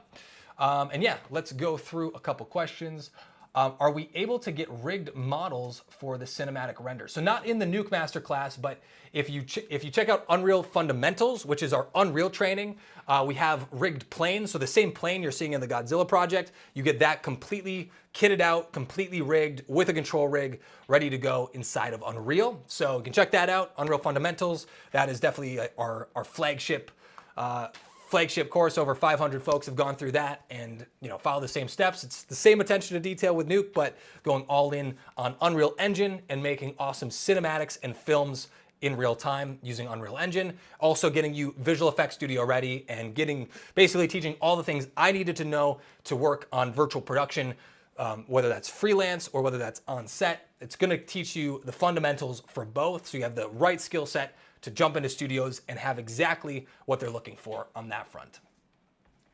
So why studios aren't hiring remote anymore? You're from South America and want to apply in EU, US, and Canada. So yeah, studios are still hiring remote to some extent, but usually the main reason is that a lot of studios, they will have tax incentives based on what studio or where that studio is located. And typically they'll still have you working remote, but you need to be in the same city. So that can be one of the trickier parts, but still, work permits are still available to folks from around the globe. I'm from the US. I've been living in Canada, jumping between the two, and it's all through work permits. And usually when you have that job offer, they'll help you get all the way through. And honestly, if you are the number one choice, no studio is going to have a problem making sure they can secure you over everyone else, because they just want the best people for the job. That's really the punchline here. Cool. So I've seen it as well. If you're stuck on the processing page, just give that a few minutes. Otherwise, wait 15 minutes and try it again later. That may help. It looks like there might be some issues going on there, but yeah, you don't want to get charged twice, and if you do, we'll make sure you're squared away. No worries there. So if anything funky happens, it might be because there's a lot of traffic going on the page all at once. Not sure, but yeah, if anything weird happens there, Thomas, just wait 15 minutes and try again. If you don't get a confirmation email. Otherwise, we'll make sure you're squared away. And if you have any issues or you want to get in touch with us later, you can email us directly at learn@unrealforvfx.com. That is the best email to get in touch with me and everyone else on the team. Dominique is our community manager. She does an awesome job, and she'll get back to you right away, whether that's tonight or tomorrow morning. So if you have any issues or any questions going into the weekend, let us know over there. That's the best way to get in touch, and we'll get back to you right away. So check it out there. Otherwise, like I said, you can get access to the course at unrealforvfx.com/now. And that link is there in the description. Let me just pull that up one last time so you guys can see that. And then we'll go right back into some Q&A. So let's see if we got another question here. Cool, I'm seeing from Angel, should I have any type of experience with visual effects or drawing to get the most out of the course? Obviously, if you have some experience, it's better than no experience, but both courses are made assuming you have no prior experience. So even if you're a beginner, the way I like to write my training for this stuff here today, and even for all of the videos in the course, the number one question I ask myself before I teach anything is, would a fourth grader understand this? Literally, would a 12-year-old be able to follow this if they knew nothing prior? And that's how I wrote all of Unreal Fundamentals and all of the Nuke Masterclass. So I can confidently say that if you're interested, if you're motivated, you will have no issues getting started. It's really made for beginners in mind. We're not gonna treat you like a child or like a kid or anything like that, but we are going to make sure that everyone can learn regardless of your current skill level. So we're gonna start from the basics. We zoom through the basics really, really fast, and then we'll teach you everything you need to know to get started right after that. So how much of the workload do you take on, and what is the deadline compared to projects? I don't quite understand that question there. eVision Film, although maybe just retype that. Yeah, just let me know. I'd love to answer that question. Cool, so I'm seeing Arven. I'm 17 years old, still in high school. Not sure which area of filmmaking I'm going into, and I kind of am thinking of reaching out to shadow industry pros, but I don't know if they'll answer or help. That is a good, I think a lot of people share that perspective. I was obsessed with trying to break into the industry when I was your age as well. And like I said, I literally got my first gig when I was 16, lying about my age, just like Alan McKay, because I wanted to get in and I wanted to get experience fast and early and right away. So yeah, the best way is just don't reach out to people if you have zero experience. The best thing I can say is reach out to people once you have some version of a demo reel together. No one can really help you get through the first like no one can give you great feedback to get you through the first like 3 weeks of learning visual effects. There's just a lot of hitting the books and learning the basics, learning the software, learning the artistic techniques, all the stuff that we cover in the Nuke Masterclass there.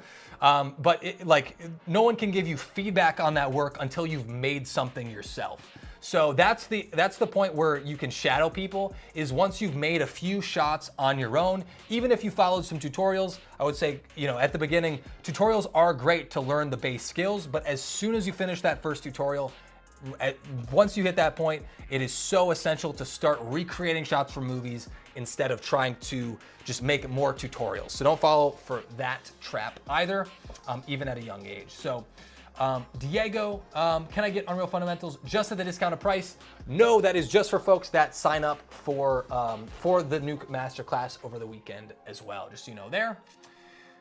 Cool, and John Yates, where do we get the free license for Nuke? We have instructions included right at the beginning of the course that will walk you through exactly how to get Nuke and get the non-commercial version so you can use it forever for free on your own projects. You can't use it for commercial projects, but the way that everyone actually gets Nuke for commercial projects is you charge the client. That's the secret. So you never really have to pay for Nuke yourself. You can use it for free, use the non-commercial version. And we actually use that in the course so that everything we're doing, you can follow along step by step. And then eventually you can branch out on your own. And then once you're ready to do professional work, you literally just pass on that cost to the client, and it makes it super, super simple. And that's literally what visual effects studios do, by the way. Like they're only paying for licenses because they got clients who are actually footing the bill there. Cool. So yeah, a lot of questions. I'm trying to go through as many as I can.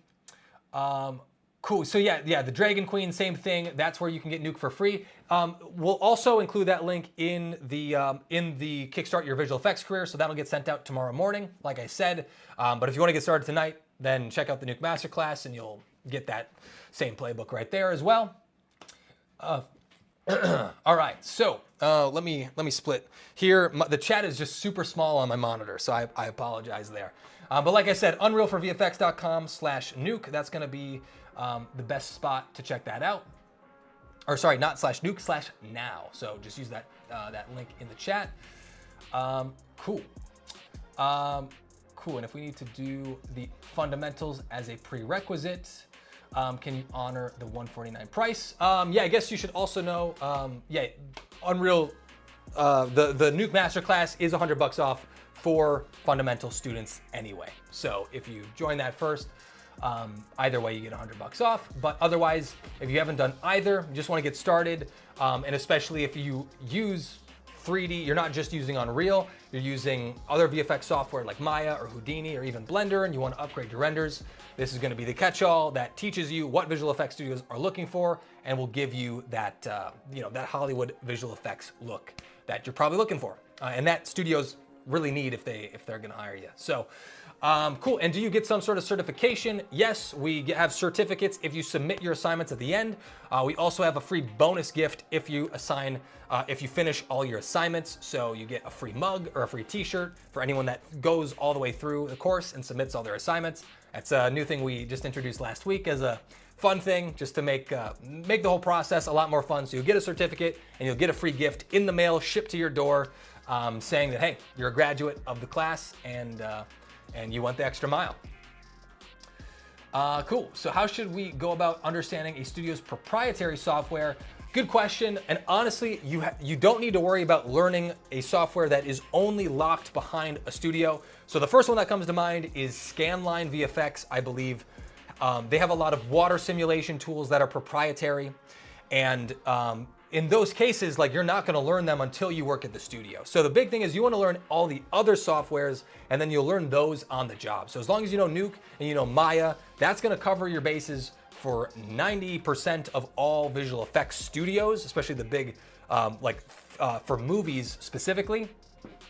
And then from there, just check out the job descriptions, because it's always slightly different at each studio, but most are using a combination of Maya and Nuke, and then branching it off from there. Cool, and what kind of PC specs do I need to get started? Nuke runs on, it's been around forever. So Nuke runs on pretty much any laptop or PC.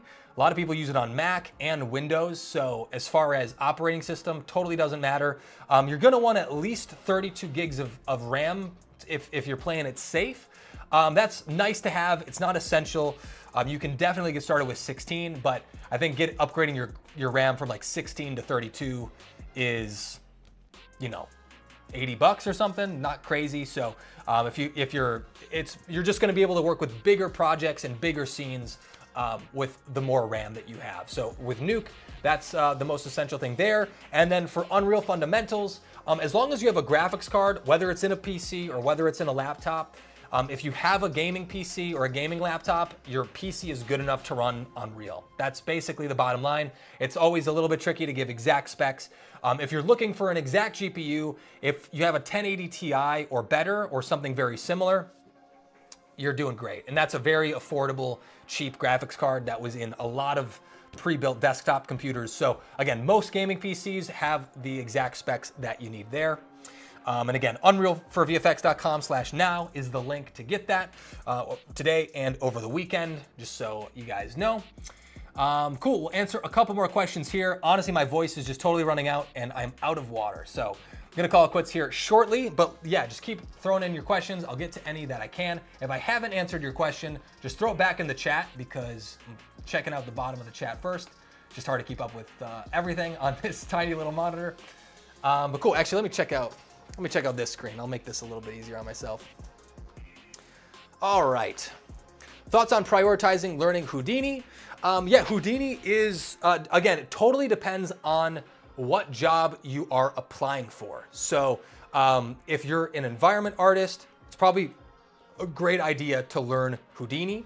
If you are a character modeler or an animator, you probably don't need to learn Houdini, or at least I wouldn't start with it. So yeah, that's kind of it's really based around what you want to do first. If you're into effects or environment creation, Houdini would be great, but pretty much everyone uses Maya in one way or another, or uses Nuke for the same exact reason. Those are just always the go-to.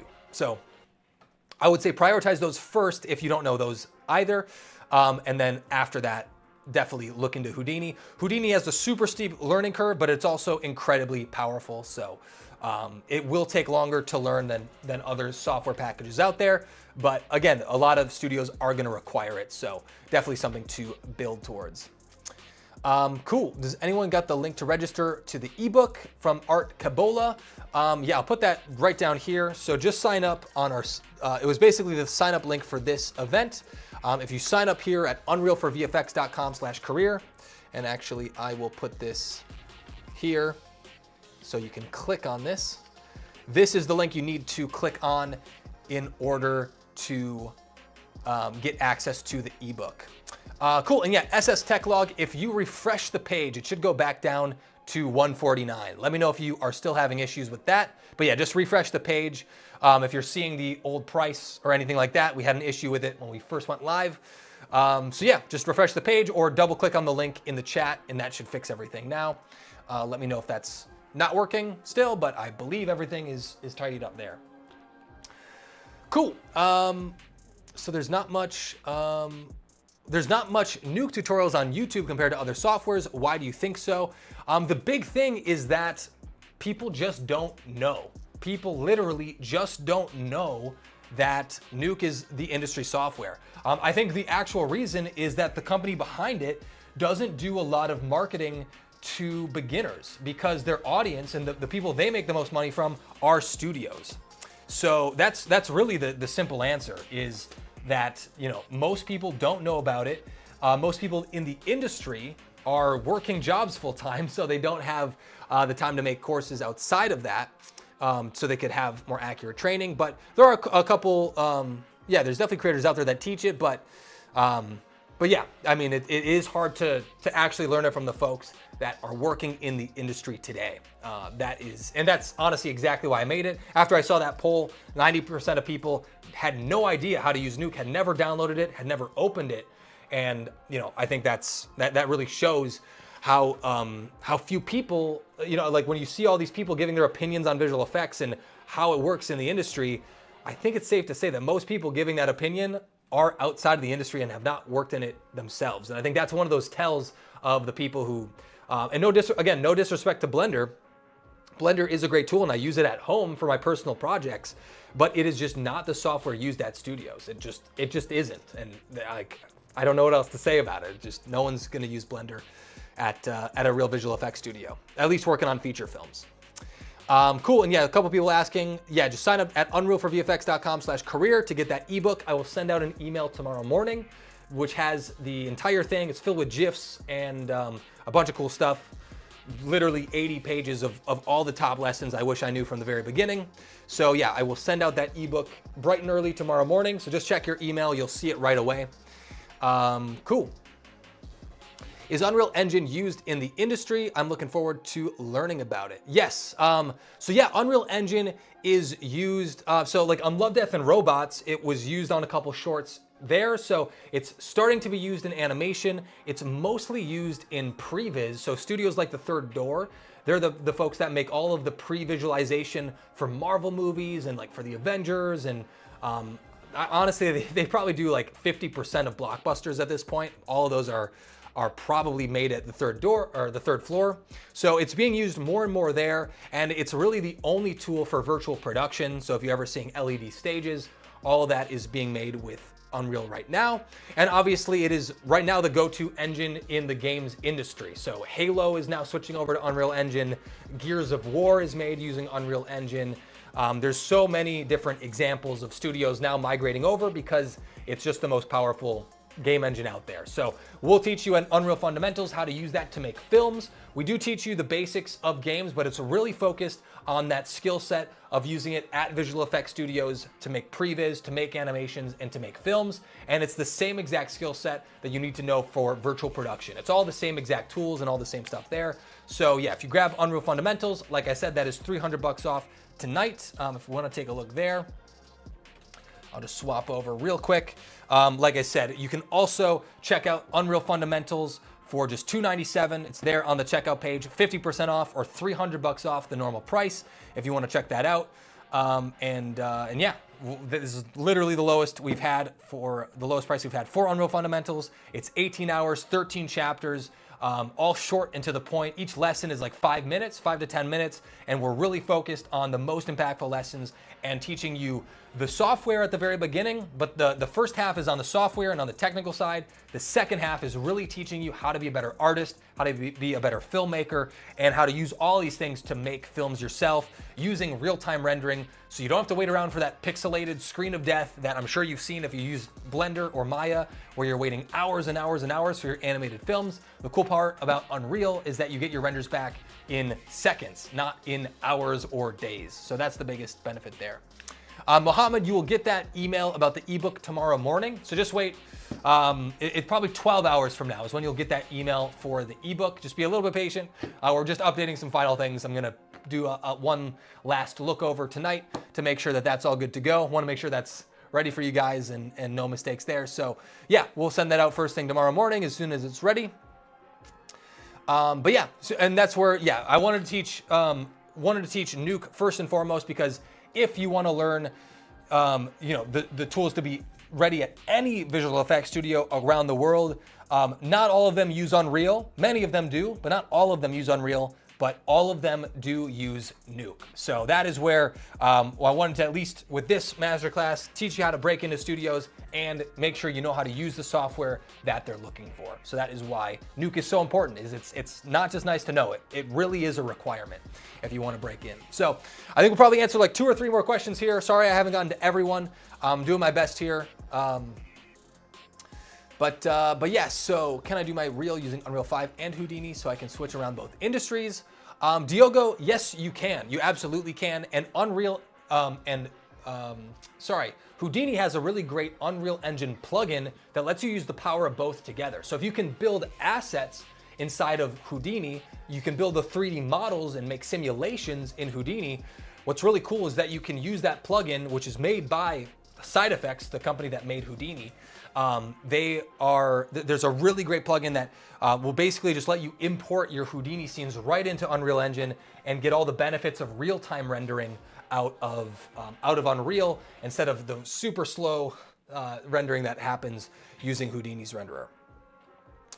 CD Josh, can you make 2D animations in Unreal? No, you cannot, just to give you a clear answer there. Awesome, Thomas. Glad to hear that you signed up for the Nuke Masterclass. We'll see you in there, and I'll make sure to welcome you in, open up the red carpet there on the Discord. Great to see you there. Cool, and just thinking that virtual production is still in the unknown, so looking to other areas may be better. That's the thing, like I think it's really important to look at your dream visual effects studio and work backwards from there. So if you're having any questions on what you need to learn next, if you want to work on set, the only way to really do that is with virtual production. If you're in visual effects but you want to work on set, that's really the only crossover that is really happening there that you can do at an earlier level. So that's why Unreal Engine is super exciting to me. That's how I started working on set on Avatar: The Last Airbender, which was the Netflix show I worked on last year. But yeah, if you haven't seen it, I know some people are coming in and out, so if you click on the link at the very top of the chat here, unrealforvfx.com/now, that is the link to check this out for the lowest price available, lowest price we've ever had. And again, you'll get the project files, you'll get the one-click template, you'll get the Godzilla chapter next week, which includes the renders and the training to take your shots to that next level. And yeah, everything you need to know in a single day of training, 6 hours. It's an intense day of learning, but it is everything you'll need to know. So yeah, we'll see if there's any last questions, but I think that's gonna be it. Appreciate that, Frank. And yeah, if you have any last question, just throw it in there. Otherwise, I think I gotta take a break, y'all. I think my throat is taking some damage. So sweet, currently learning Houdini. Will we get the Godzilla assets? So you won't get the 3D assets, but you will get the renders. You will get the renders, so you can use all those renders inside of Nuke. You'll get the cameras, you'll get some stock footage that you can use to immediately integrate all of that stuff. And obviously you can use your own stock footage as well. So you'll learn the techniques, and then you can transform those shots. You can change them around, change the destruction, add new explosions, add your own stock footage, turn it from rain into snow, or whatever you want to do to really make it your own and do your own thing there. And then just let us know, learn at unrealforvfx.com. If you're having any issues whatsoever, just get in touch there and we'll make sure everything is squared away for you from there. And yeah, I'm seeing as well, having some issues downloading the freeze zip file. If you do have any issues there, all you got to do is, first things first, I would just try it in another browser. That would be the main thing to try there. We have some issues with Opera, the browser, for whatever reason, and any offshoots thereof. So just try that in either Chrome or Firefox, and that should work for you right away.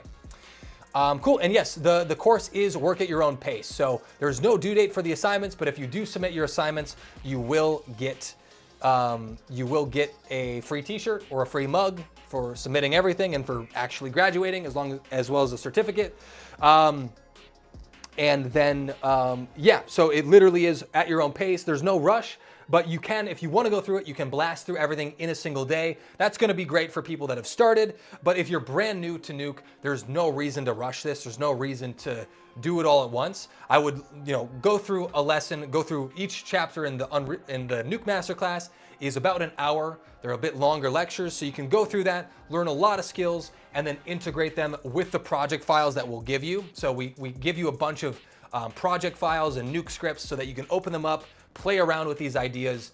And I would encourage you to not be so precious. Don't worry about making one shot perfect. Just try out a bunch of different ideas. There's 3 shots that are coming included with the Freeze project file, 3 different shots, including Mr. Freeze. And then you'll also get 3 Godzilla projects once that chapter goes live next week. So you can look forward to that. Super fun stuff coming next week. But yeah, you at least can hit the ground running, get through the first 6 hours of training, and then that'll get you up and running, ready to get started with the Godzilla Masterclass. Cool. Well, there you go. I think that's all I can answer for today. So again, I really appreciate all you guys sticking around, doing extra hours with me. I know we went a little bit long tonight, but I hope I made it worth your while. And we got into the nitty gritty, got into the tactics, but also gave you the strategies. And I hope you got a bunch of notes, a long list of notes and checklists that you can immediately apply to start landing films. So really appreciate it. Yeah, there we go. No stream tomorrow. And the Dragon Queen, seeing that as well.